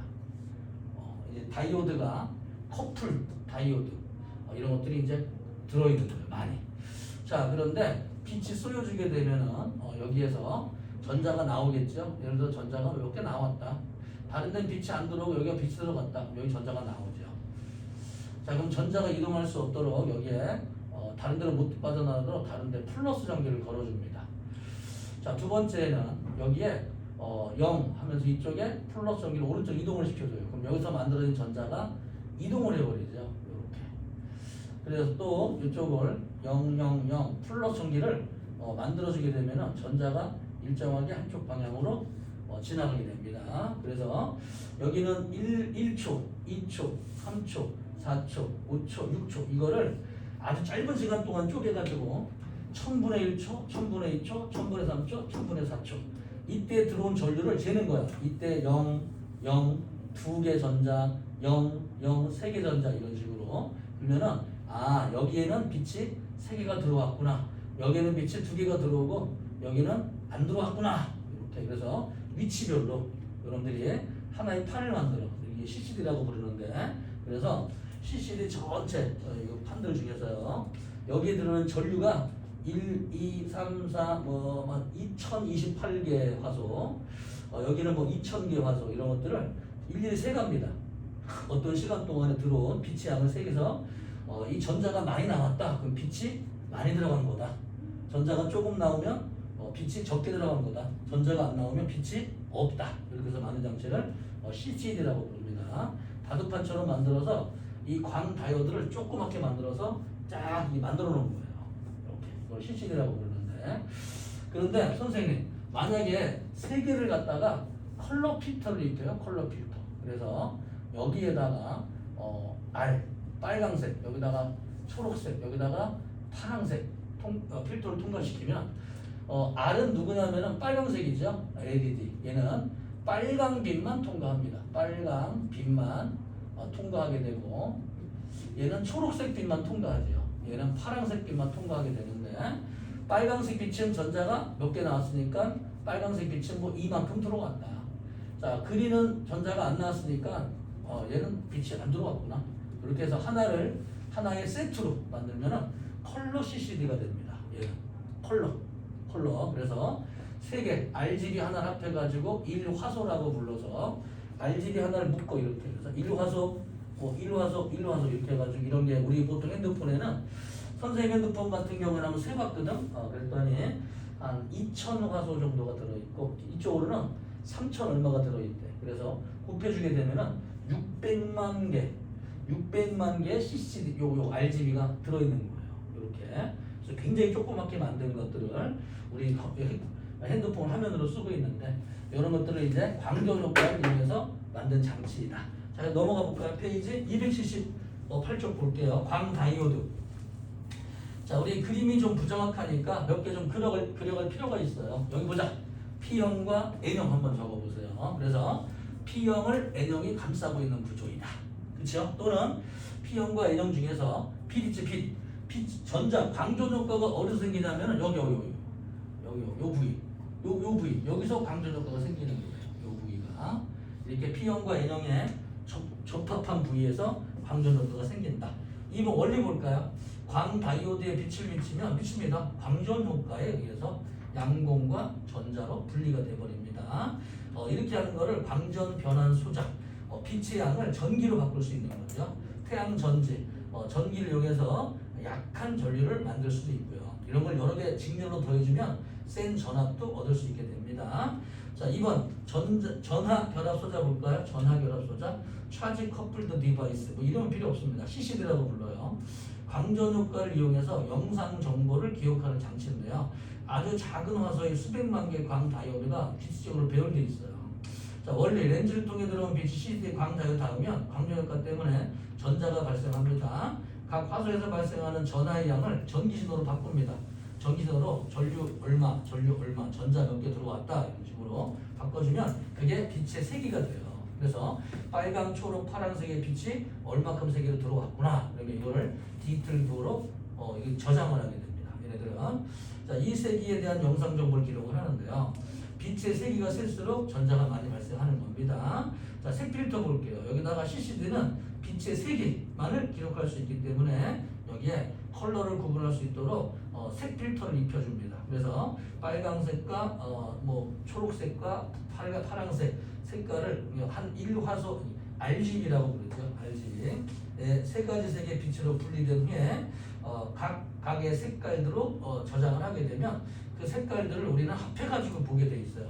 화소가 너무 작아서 붙어 있어. 이게 우리의 눈에는 하나의 점으로 보여요. 그래서 세 개에서 나온 빛들이 조합에 의해서 사람이 컬러를 감각을 가질 수 있게 된다. 그렇죠? 자, 왜 그러냐면은 이 화면을 우리가 볼 때는 이런 색깔로 보이는데 외계인이 보면 다른 색깔로 보입니다. 외계인은 사람처럼 이 파란색, 초록색, 빨강색을 느끼는 이런 세포가 아니라 다른 세포를 가지고 있다면 그 사람들은 원래 물체의 색과 사진의 색을 다르게 구분하게 돼 있어요. 신기하죠? 어떻게 저장하는 거는 사람 기준으로 저장하는 거야. 사람 기준으로. 그래서 어떤 사람이 선생님 우리 핸드폰 이 TV 화면에 보니까 빨강색 사과가 보이는데요. 강아지가 보면 똑같이 빨강색을 아니에요. 걔네들은 다른 화소를 다른 이 색깔 감각을 가지기 때문에 우리 눈에 이렇게 보이는 건 우리 기준으로 화면을 만든 것이지 다른 생명체는 모니터를 통해 보면 다른 색깔로 보입니다. 다른 모양으로. 그래서 사람 기준으로 저기 맛있는 고기 같은 거 스테이크 보여주지? 걔들은 몰라요. 우리 눈에 고기지 걔들 눈에는 고기 모양 비슷한 뭔가 보다 이렇게 다르게 느끼기 때문에 우리 사람들을 신호로만 만들고 있어요. 자, 이번 영상 정보의 저장 볼게요. B신호가 변환된 전기신호는 아날로그 신호이므로 디지털 전기신호로 바꿔줍니다. CCD 구조 볼까요? 아래쪽에 색필터 입히는 거 보였어요? 이렇게. 자, 3번 CCD 이용 볼까요? 그래서 디지털 카메라, 우주 천체 망원경, CCTV, 차량용 후방 카메라, 블랙박스, 내시경 카메라 여러 가지 있습니다. 자, 넘어가고 그렇게 해서 디지털 정보를 다시 우리 화면으로 만들어주는 겁니다. 개념하기 문제 좀 통과해 볼게요. 자, 그래서 재밌긴 하지만 페이지 풀 수 있는 건 잠깐만 몇 개 풀어드려야지. 페이지 282쪽에 7번 보세요. 표는 광전효과 실험에서 금속 ABC와 사용한 빛의 종류에 따라서 금속 표면으로부터 방출되는 광전자의 검출 여부를 기록한 것이다. 하나는 파란색 빛깔이고 얘들아 파란색, 그 다음에 보라색이 있고 자외선이 있어요. 얘들아 이쪽으로 갈수록 진동수가 크고 에너지가 큰 빛입니다. 플랭크 상수 곱하기 진동수, 이거 일정 상수지요. 빛의 에너지는 진동수에 비례하기 때문에 이렇게 진동수가 크다 이런 빛으로 갈수록 에너지가 더 큰 빛입니다. 자, 그런데 A 금속 보자. A 금속, B 금속, C 금속. A 금속은 파란색에서도 광전 효과가 생기고 보라색, 자외선에 광전 효과가 생겼습니다. 자, B는 파란색 빛깔에 대해서는 광전 효과가 생기지 않고 보라색과 자외선에서만, C 금속은 자외선에서만 이렇게 광전 효과가 생긴 표예요. 무슨 표인지 알겠죠? 그치? 광전 효과가 생겼다는 얘기는 그 빛은 그 금속의 일함수보다 더 크다 이런 얘기였습니다. 자, 그러면은 일함수 보자. 일함수 A하고 B하고 그 다음에 C하고 누가 일함수가 클 거냐. 자, A는 가장 에너지가 작은 빛에서도 광전 효과가 생겼죠. 일함수가 가장 작은 것이고, 자, B하고 C 금속 중에서 일함수가 최대 이 보라색에서는 안 생겼지만 자외선 생겼다. 그렇다는 얘기는 보라색 빛으로는 C 금속에 전자에 띌 수가 없었다. 일함수가 컸기 때문에. 그래서 일함수는 C가 가장 큰 걸로 보여집니다. 기억. 빛의 한계 진동수는 가장 큰 금속은 C이다. 맞죠? 한계 진동수가 이함수 값을 얘기해준다. 잠깐만. 그러면 에너지, 빛이 가진 에너지는 H 곱하기 F인데요. 그렇죠? 이함수 더하기 최대 운동 에너지 중에서 만약에 최대 운동 에너지가 0이다. 이함수만큼의 진동수를 뭐라고 부르냐? 한계 진동수라고 부른다. 이런 얘기입니다. 그렇죠? 그래서 똑같은 빛이 들어가더라도 만약에 HFA 한계 진동수가 HFA, HFB 진동수가 뭐 B가 뭐 크다. 그러니까 진동수가 더 크다. 이렇게 이런 것처럼 진동수가 더 큰 빛, 진동수가 큰 빛에서 광전 효과가 생겼다. 진동수가 크다는 얘기는 이함수의 요 WA, WB 이게 0이니까 이함수가 크다는 얘기가 되죠. 그래서 한계 진동수가 크다는 얘기는 이함수가 큰 것이다. 그리고 운동 에너지가 0이 될 때 값을 그때 그때 이함수 값을 표시하는 빛의 진동수가 한계 진동수, 문턱 진동수라고 하는 진동수가 되는 거예요. 그 문턱 진동수가 1함수만큼이 될 때 그 빛의 에너지가 1함수만큼의 에너지를 가질 때 광전 효과가 생기는 것이다. 그거보단 뭐 커야 되겠지만 뭐 이런 걸 배웠어요. 니은 1함수가 가장 큰 분석은 C입니다. 디귿 자외선을 사용할 때 방출되는 광전자의 최대 운동 에너지는 자 여기서 세 개 중에서 같은 에너지예요. 에너지는 일정한데 그렇죠? 에너지는 일정한데 세 개 모두 광전 효과가 생겼어요. 1함수 더하기 최대 운동 에너지가 되는데 이때 1함수가 크면 클수록 최대 운동 에너지는 더 작아지지 않겠느냐. 그래서 C의 1함수가 크니까 최대 운동 에너지는 반대로 A가 제일 커야 됩니다. 1함수가 작은 쪽이. 자, 1함수가 큰 쪽은 최대 운동 에너지 작을 것이고 1함수가 작은 녀석은 최대 운동 에너지가 클 겁니다. 이해되나요? 그래서 디귿이 X가 된다. 자, 그 다음에 하나만 더 풀어볼게요. 하나만 더 아래쪽에 8번 봅시다. 8번. 자, 그림과 같이 광전효과 실험 장치를 사용하여 먼저 학생들이 한번 읽어볼 때 원래 문제 읽어봐야지 이해가 돼요. 문제도.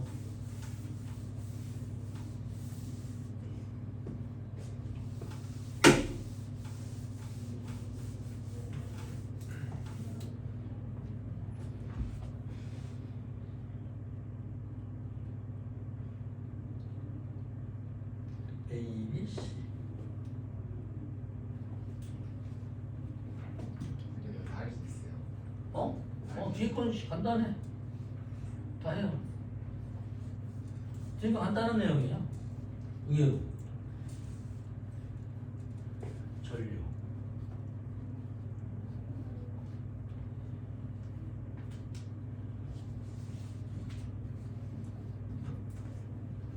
자, 전체 최대 운동 에너지.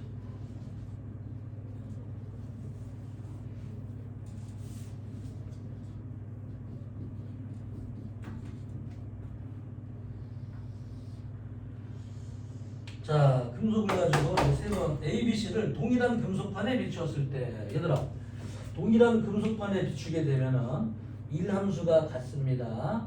같은 금속이니까 1함수가 일정하다 이런 얘기죠. 더하기 최대 운동 에너지. 자, 그런데 빛이 입자가 빛은 광자로 되어 있어요. 그렇죠? 빛이 만약에 1이다. 한 개 들어간 거고 빛이 2다. 형광등을 2개 켰다. 그럼 이게 2개가 들어간 겁니다. 그래도 똑같은 것들이 계속 쏟아지기 때문에 빛이 3배를 했다. 그러면은 이 같은 최대 운동 에너지는 일정하겠죠. 일정합니다. 이게 빛의 에너지가 일정하다면 최대 운동 에너지는 일정해지는데 빛이 3개 이런 전자가 1개 나오고 2개 나오고 3개가 나오면은 빛이 3개가 좀 세어지게 되고 빛에 나온 전자가 흘러가는 전류를 광전류라고 하는데 광전류가 달라지겠죠. 자, 이 전류가 광전류입니다. 광전류. 빛에 의해서 나온 전자들이 흘러가는 전류. 광전류라고 부르는 전류인데 광전류가 I0, I0, 이 I0예요. 그렇죠? 이런 것들은 밑에다가 뭘까? 빛의 세기가 증가한 것이다. 이해되나요? 그래서 빛이 2개, 3개가 지나가면은 나오는 전자도 2개, 3개를 변한다. 자, 그러면은 잠깐 보자. 최대 운동 에너지. 요거 뭐랑 관계 있어요? 요거는 광자 한 개의 에너지하고 관계 있다. 광자 에너지가 커지면 이함수가 변할 테니까. 그렇죠? 같은 금속일 때는 이함수는 일정하거든. 그래서 에너지가 커지면 최대 운동 에너지도 커질 것이다. 그럼 잠깐 보자. 이제로 이제로 그러니까 여기에서 이 진동수 C하고 B의 진동수는 같은 것이고 에너지가 크니까 A의 같은 경우에는 최대 운동 에너지가 크죠. 그래서 얘 진동수가 가장 크고 B와 C의 진동수는 같은 빛으로 보여진다. 이런 실험입니다. 자, 이해되나요? 다시.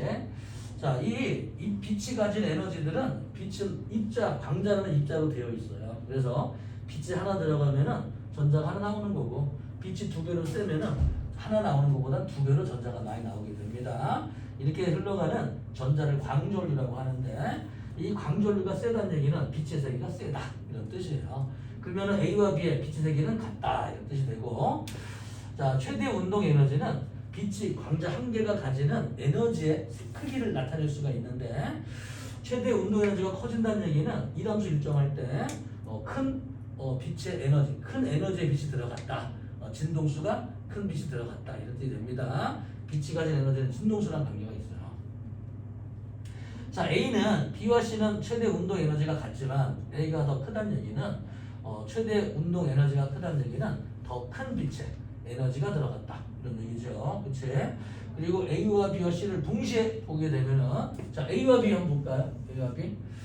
자, 이 A는 B랑 빛의 세기는 같다. 그쵸? 그리고 진동수는 A가 더 큰 빛이다. 이해되나요? 자, C하고 B를 한번 비교해 볼까요?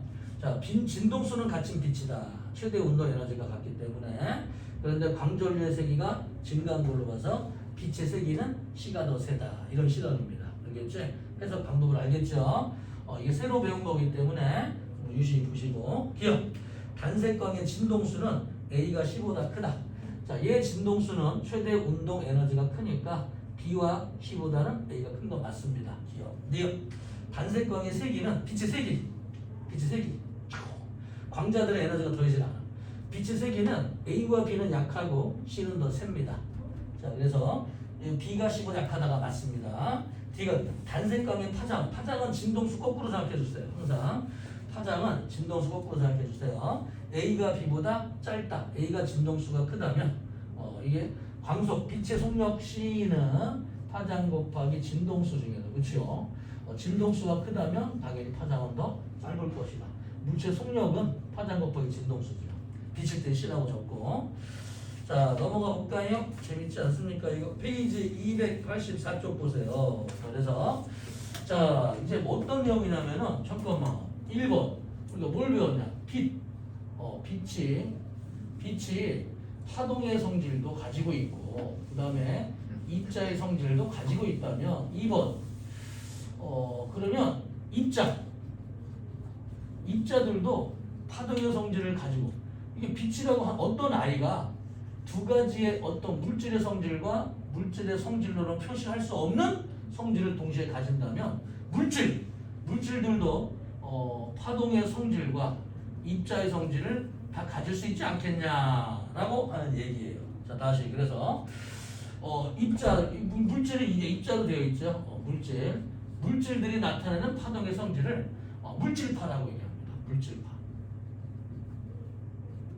그래서 이게 프랑스의 드브로이라는 양반이 드브로이가 이 물질이 빛이 파동과 입자 성질을 동시에 가지니까 우리 눈에 보이는 요 물질들도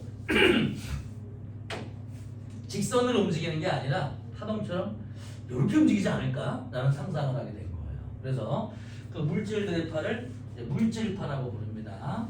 그러면 만약에 입자, 운동량을 가진다든지, 충격량을 가진다든지, 그렇죠? 운동 에너지를 가진다든지, 이렇게 표시할 수 있는 입자의 성질은 다 알고 있는데 파동의 성질을 가지고 있다면 뭐라고 하냐? 이거를 빛의 이중성이라고 얘기한다고 그랬죠. 그래서 물질이 만약에 물질파를 가지고 있다면 물질도 이중성을 가지고 있다고 얘기할 수 있습니다.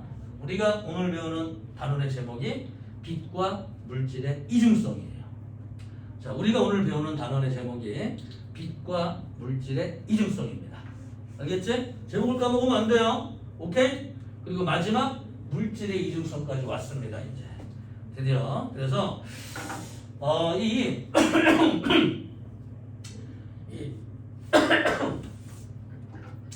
코로나 걸리거나 뭐 이런 게 아니라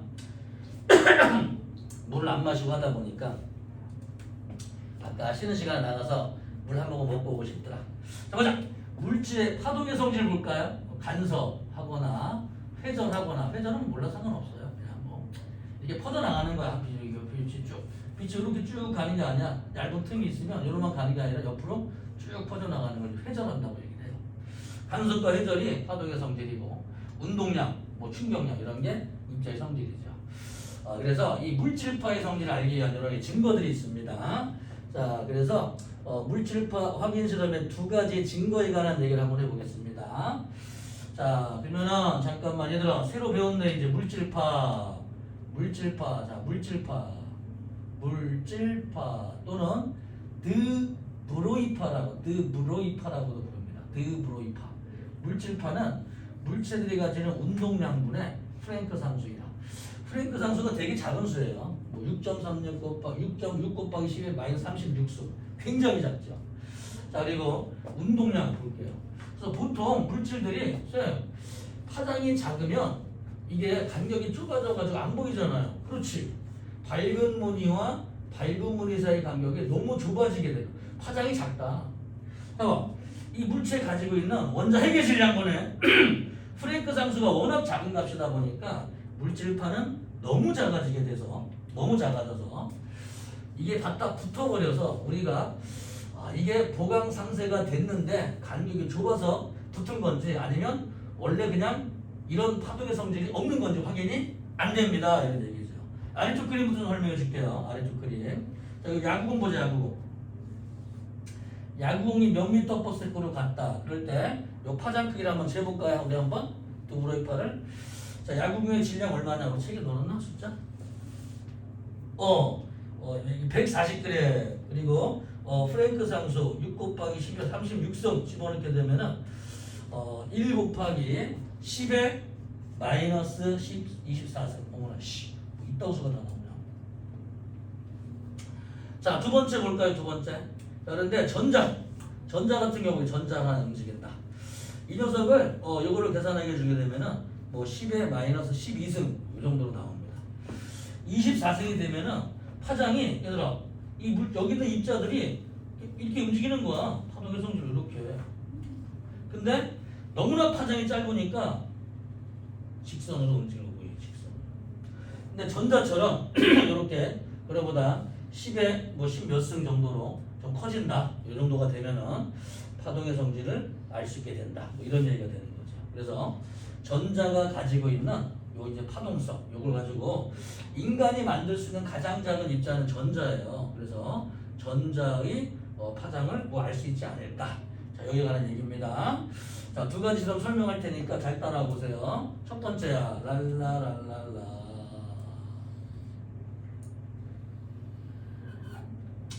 자, 여기에 이 원자 핵들 사이에 간격이 일정한 금속이 있다고 쳐보자.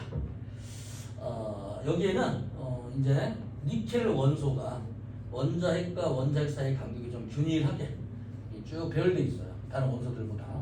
그래서 여기에다가 데이비슨과 거머가 전자를 쏘여줍니다. 전자를 숑 쏘여줘요.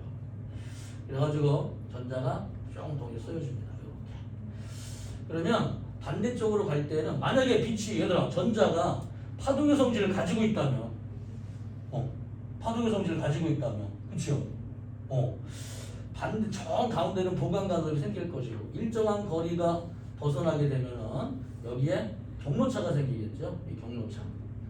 이 경로차의 거리가 만약에 이게 세타라고 한번 쳐볼까? 이렇게. 자, 그러면은 요 각도가 이게 세타가 되거든. 요 각도기. 그래서 두 점 사이에 니켈 결정 사이의 거리를 D라고 했을 때 D 곱하기 코사인 세타가 파장 람다가 되면 거기서 보강 간섭이 생길 것이다. 그래서 여기 0도에서부터 90도까지 유리판을 씌운 다음에 0도 각도에서부터 90도 사이에 니켈 결정과 그 다음에 들어간 전자의 질량을 계산했을 때 이 속도를 집어넣었을 때 요거 운동량 질량 곱하기 속도가 되죠. 속도분의 프랭크 상수값 요 물질파를 계산했을 때 그 람다가 몇 도냐면은 51도가 되었고 책에 50도 나왔나? 51도가 되었을 때 보강 간섭이 생길 것이다. 그래서 여기서 당연히 많고 이제 경로차가 제로가 되니까 정 가운데 점은 경로차가 제로잖아.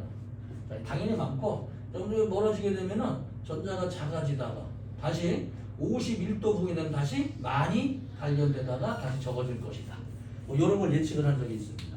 그렇죠? 그래서 만약에 파동에서 이게 입자라면 정규 분포구성을 가지겠죠. 여기서부터 반대쪽은 좀 많이 발견되고 이런 식으로 정규 분포구성이 나올 텐데 이게 적어지다가 다시 많아지다가 또 이게 반복이 되는 이런 모양이 나온다는 얘기는 보강상세가 되는 거 아니겠냐 라는 생각을 한 거죠. 그래서 직접 실험을 하게 됩니다. 볼게요. 자, 왼쪽 데이비슨과 거머의 실험 보세요. 자, 전자선을 니켈 결정에 입사시켰을 때 많은 전자들이 특정한 방향으로 튀어 미칩니다. 50도. 그 각도가 여기 이거 적어볼래? 거기가 이게 경로차가 람다만큼 생기는 각도예요. 경로차가 람다만큼 생기는 보이는 각도가 계산했을 때 d 곱하기 여기 뭐 코사인 세타로 나오죠? 곱하기 람다 그 각도가 50도였다 이런 얘기입니다. 그래서 그 50도 각도에서 전자가 가장 많이 발견되는 걸 발견하면서 아 물질파가 맞구나. 자, 두 번째 볼까요? 옛날에 우리 톰슨이라는 아이씨죠. 톰슨 아이씨가 어떤 실험을 하게 되냐면은 여기 얘들아 보통 얇은 금속 있죠?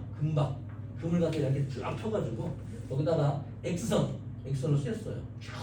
그러니까 여기 있는 원자핵과 원자핵 사이에 가운데는 보강 간섭이 생기고 보강 상세 이런 무늬가 생기겠죠. 근데 이놈을 그냥 이렇게 종이띠 모양으로 집어넣게 되면은 종이띠 모양을 보고서 이렇게 보일 텐데 실제로 실험을 하게 되면은 동그란 모양으로 이렇게 보강 상세 무늬가 보강 무늬가 동그란 무늬 모양으로 보입니다. 얘네들은 종이띠일 때는 그냥 좀 있고 없고 보이잖아. 근데 이제 한꺼번에 입체적으로 실험을 하게 되면은 이런 모양으로 빛이 밝고 어둡고 무늬가 나오기 시작을 합니다. 그래서 X선 이걸 갖다가 X선 회절무늬라고 얘기해요. 회절. 자, 그래서 전자총을 가지고 전자를 갖다가 톰슨 아저씨가 전자를 갖다가 얇은 금박에다가 쏘여줍니다. 자, 그러면 금박에 쏘여주면 어떻게 되냐?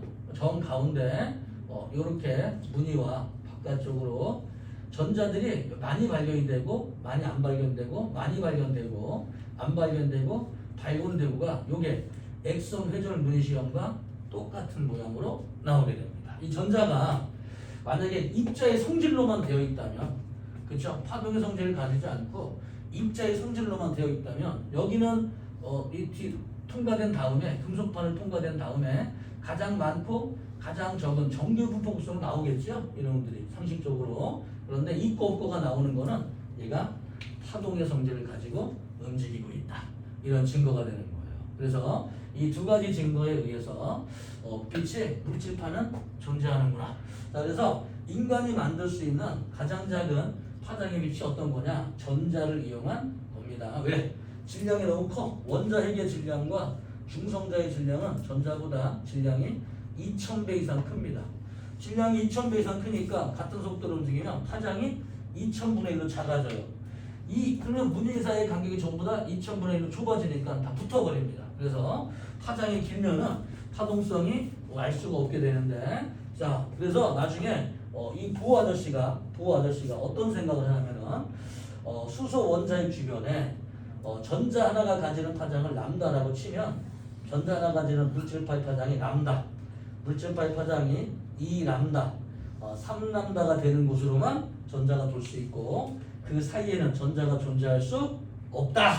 이런 것들을 양자론, 그렇죠? 이단원에서 우리 원자핵 고시할 때 배웠죠? 이렇게 양자론. 그래서 특정한 길이만 돌 수 있는 이유는 전자가 물질파를 가지고 있는데 이 물질파가 람다만큼 됐을 때 보강 간섭을 일으키면서 전자가 가진 에너지가 줄어들지 않기 때문에 이 줄어들지 않는 전자들만 원자핵 주변에 돌 것이다. 그래서 특정한 길이에서만 발견될 것이다. 이런 거를 배운 적이 있습니다. 자, 계속 볼까요? 물질파? 그렇게 해서 잠깐. 네, 그러면은 어디다 써먹겠습니까? 자, 정리 한번 해볼게요. 일단 빛은 파동과 입자의 성질을 다 가지고 있어요. 이런 것들을 빛의 이중성. 자, 물질들도 입자의 성질만 가지는 게 아니라 파동의 성질도 모두 가집니다. 이런 것들을 뭐라고 부른다? 물질의 이중성이라고 부른다. 그럼 물질이 가지는 요 파를 뭐라고 부른다? 요 파를 물질파라고 부른다. 그렇죠? 그래서 물질파까지 이제 좀 배웠습니다. 자, 페이지 볼까요? 285쪽에 보면은 자, 이중수리를 통과시킨 전자들은 어떻게 보이냐? 이렇게 전자가 많이 발견되고 적게 발견되고가 반복되는 게 0의 간섭실이 페이지 285쪽 위쪽입니다. 285쪽 위쪽이에요. 이상한 데 보는 것 같아 지금. 자, 그쪽에 전자가 있고 없고가 발견된다. 그렇죠? 이게 전자의 파동성을 설명하는 실험이 됩니다. 자, 마지막 우리 분해능에 관해 볼게요. 분해능. 잠깐만 새로운 걸 좀 배우자. 단어 분해능. 자, 분해능이 뭡니까?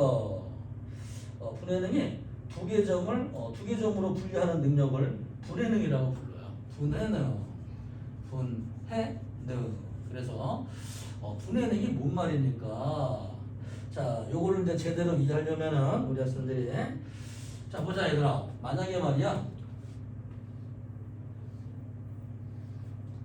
자, 두 개의 점으로 들어온 빛들이 어떻게 보이냐면은 사람의 수정체 있지? 사람의 수정체. 수정체를 아래쪽으로 그렸어요. 빛 들어왔단 말이야? 수정체는 많은 원자핵들로 이루어져 있지. 물질들은 다 원자로 이루어져 있기 때문에 원자핵 안에서 빛들이 회절을 일으킵니다. 회절. 그래가지고 여기 있는 수많은 원자핵들이 전부 다 회절하게 되는데 그 중에 원자핵과 원자핵 사이에 어떤 작은 부분들, 그런 작은 부분들에 들어온 빛에 관한 얘기들이에요. 자, 이것들을 우리 그냥 슬릿 두 개를 표시했는데 원래는 원자핵과 원자핵 사이의 관계를 그린 겁니다. 그림으로. 자, 그러면 이 빛이 여기를 통과되면 어떻게 되냐? 그렇죠. 두 곳에서 온 빛들은 경로차가 제로인 길에서 빛 사이가 가장 밝습니다.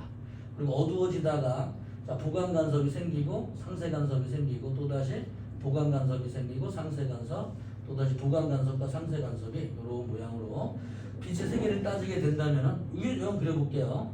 얘네들은 보강 간섭과 상세 간섭, 보강 상세 이런 식으로 보강 상세 간섭이 생깁니다. 자, 여기까지 되나요? 자, 이런 그림을 다시 한번 그려드릴 테니까 잘 보세요. 무슨 그림인지 책이 좀 이해하기 어렵게 나와 있으니까 보자.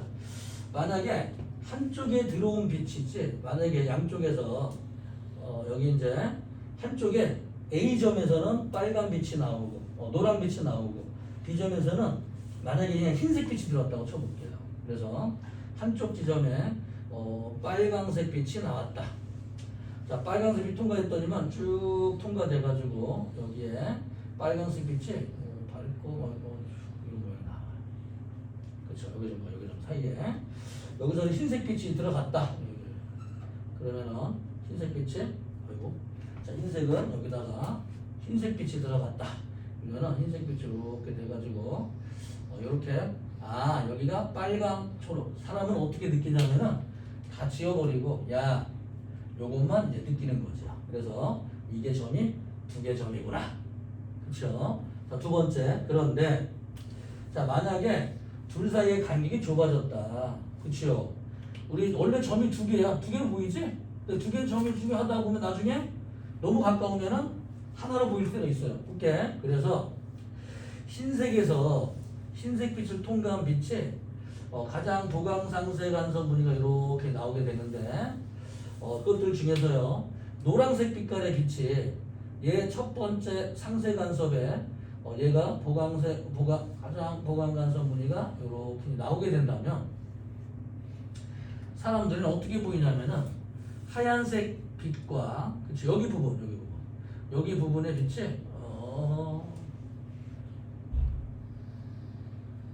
이런 식으로 보이게 됩니다. 두 가지가 합해지니까 이해되니? 그래서 하얀색 부분의 빛과 노란색 빛이 가장 밝은 부분과 사이의 빛이 이렇게 보이게 될 텐데 만약에 조금 더 가까워지면 어떻게 되냐? 자, 여기 하얀색이 이렇게 이제 넓게 그려볼게요.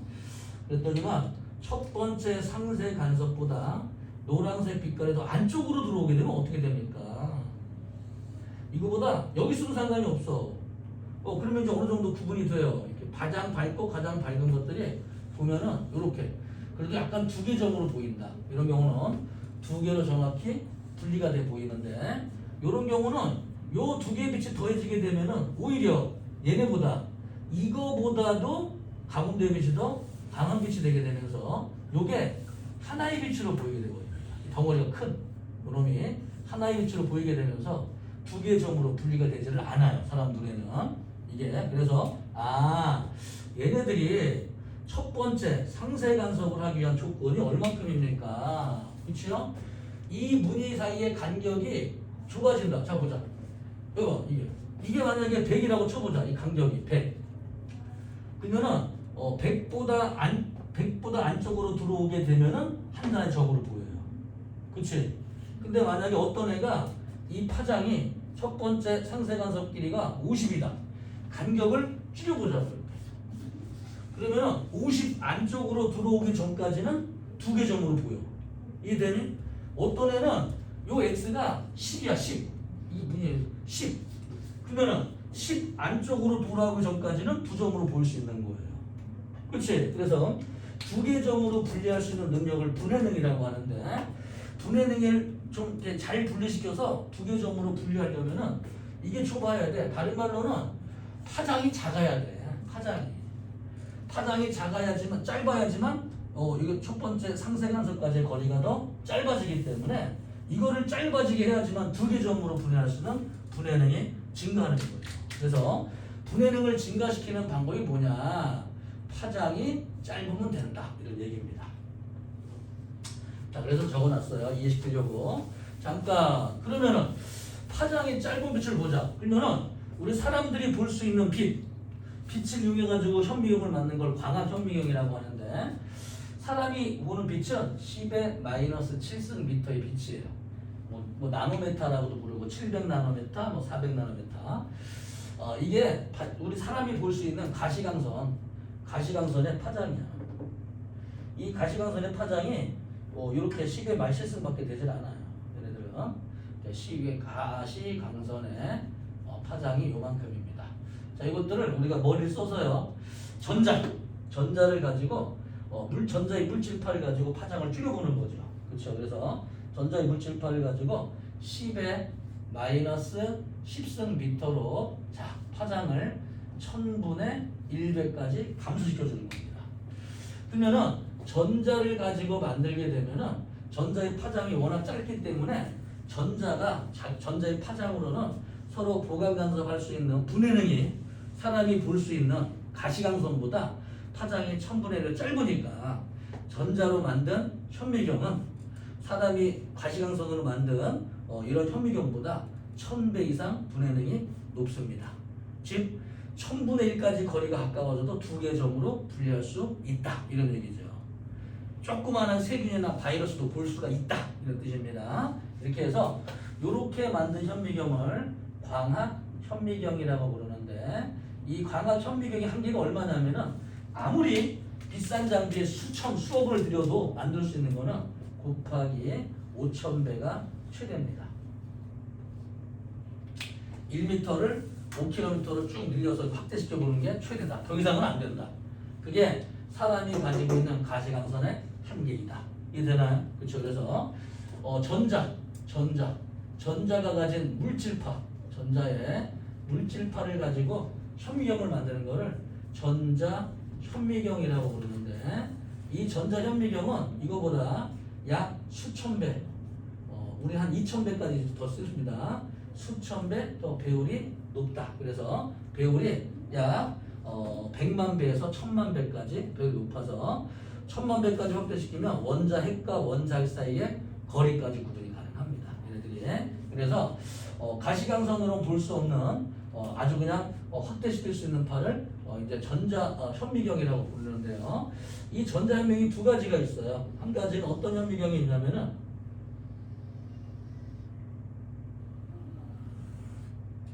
TEM이 있어요. 트랜스미션, 일렉트로닉 마이크로스코프. SEM 요거는 주사 전자 현미경. 스캐닝 겉에 갔다가 딱 하는 거 스캔 뜬다 그래. 자, 누가 지나가는데 저 이쁘게 지나간다. 딱 눈으로 딱 겉에를 딱 스캐닝 뜬다. 스캐닝 일렉트로닉 마이크로스코프. 그래서 얘네들은 어떻게 만들어지냐면은 자, 전자총 구조를 가지고 있어요. 전자총에는 굉장히 강한 마이너스 전기를 걸어줍니다. 이렇게. 그다음에 여기에다가 플러스 전기를 거는 플러스 전기를 걸게 되면은 마이너스에서 플러스로 전자가 뿅뿅뿅 나와요. 전자들이 숑숑숑 나옵니다. 이런 대부분의 전자들은 플러스에 달라붙을 수도 있는데 그냥 통과 못한 이런 전자들이 또 있어. 여기다가 다시 마이너스의 전기를 걸어줍니다. 여기다가. 그러면은 전자들이 마이너스 성질을 가진 전자가 마이너스 총력 때문에 다시 모여요. 이렇게. 이런 것들을 자기 렌즈라고 불러요. 그래서 어떻게 되어 있냐면은 전자총과 전자를 뿜어낼 이거를 빠게 빼서 가져올 수 있는 플러스 극과 이 전자를 다시 모을 수 있는 자기 렌즈로 되어 있는데 이 자기 렌즈를 어떤 시료를 통과시켜서 거기 있는 모양을 컴퓨터로 확대시켜 본다. 이런 것들을 투과 전자 현미경이라고 불러요. 근데 이 시료에 있는 원자 핵들이나 여기에 통과되다 보면 속도가 느려진단 말이야. 이렇게. 그래서 여기를 통과시키려면은 아주 큰 운동 에너지를 가지고 만들어 있어서 아주 큰 전압, 그래서 10만 볼트 이상의 큰 전압을 쓰게 됩니다. 얘네들을. 그런데 얘는 이 한 가지는 이건 투과시키는데 얘는 이게 시료를 여기다 둬. 그래가지고 자기 렌즈를 쭉 가가지고 여기서 튀어나오게 되면 그거를 현미경으로 보는, 투과시키는 게 아니라 그 물질의 겉모습을 보는 거예요. 투과시키게 되면은 내부 구조를 알 수 있게 되죠. 그래서 이 바이러스나 세균들의 내부는 어떤 장기 구조를 가지고 있냐, 내부는 얘는 위나 어떤 모양을 가지고 있을 거냐, 어떤 세포 소구조를 이렇게 내부 구조를 구조할 때는 투과전자 현미경을 씁니다. 자, 겉의 외양의 입체 구조, 겉의 외양을 반사된 모양을 볼 때는 SEM, 요것들은 주사전자 현미경이라고 불러요. 이름은 그냥 뭐지? 어이구야. 이거 안 되는 건데. 자, 주사 전자 현미경이라고 부릅니다. 얘는. 자, 그런데 누가 더 배율이 높냐? 얘가 배율이 높아요. 그렇지? 이게 시료를 통과할 때 속도가 느려질까봐 더 높은 전압으로 가속을 시키기 때문에 수십만 볼트보다 수백만 볼트의 전압을 씁니다. 얘는. 그래서 이거보다 배율이 가장 높고 가장 비싼 현미경이에요. 자, 페이지 한번 볼게요. 페이지 285쪽에 자, 분해능에 관한 얘기였습니다. 자, 분해능을 높이는 방법 미쳐볼까요? 파장이 짧을수록 분해능이 우수하다. 자, 그런데 광학현미경은 10의 마이너스 7승미터 가시광선은 주사 전자현미경은 10의 마이너스 10승미터로 1000배 이상 파장이 좀 짧기 때문에 10의 3승만큼 1000배 이상 배율이 높다. 이런 거를 전자현미경이라고 부른다. 자, 넘어가 볼까요? 그래서 286쪽에 보세요. 자, 전자현미경과 광학현미경 왼쪽 보자. SEM 이렇게 이 자기 렌즈를 만들어서 가장 아래쪽에 시료에 반사시키는 거죠. 거기 그림 보면은 분해능이 투과 전자 현미경보다 다소 떨어지지만 입입니다. 입체 영상, 겉의 모양을 입체 영상으로 볼 수 있어요. 자, 두 번째, 자, 투과 전자 현미경 볼까요? 분해능이 좋아서 이게 세포를 통과할 때 전자의 속력이 느려지니까 빠른 속도로 보내다 보니까 빠른 속도로 가면 파장은 더 짧아지게 돼 있어요. 운동량이 작아지니까. 그래서 투과 전자 현미경이 더 분해능은 좋습니다. 두브로의 파장이 전자가 시료를 투과하는 동안 속력이 느려져서 두브로의 파장이 커지면 분해능이 떨어지므로 시료를 얇게 만들어야 하고요. 그 다음에 높은 전압을 걸어서 훨씬 큰 전압을 만들어서 훨씬 빠른 속도로 만들어줍니다. 광학현미경 볼게요. 자, 물체 크기가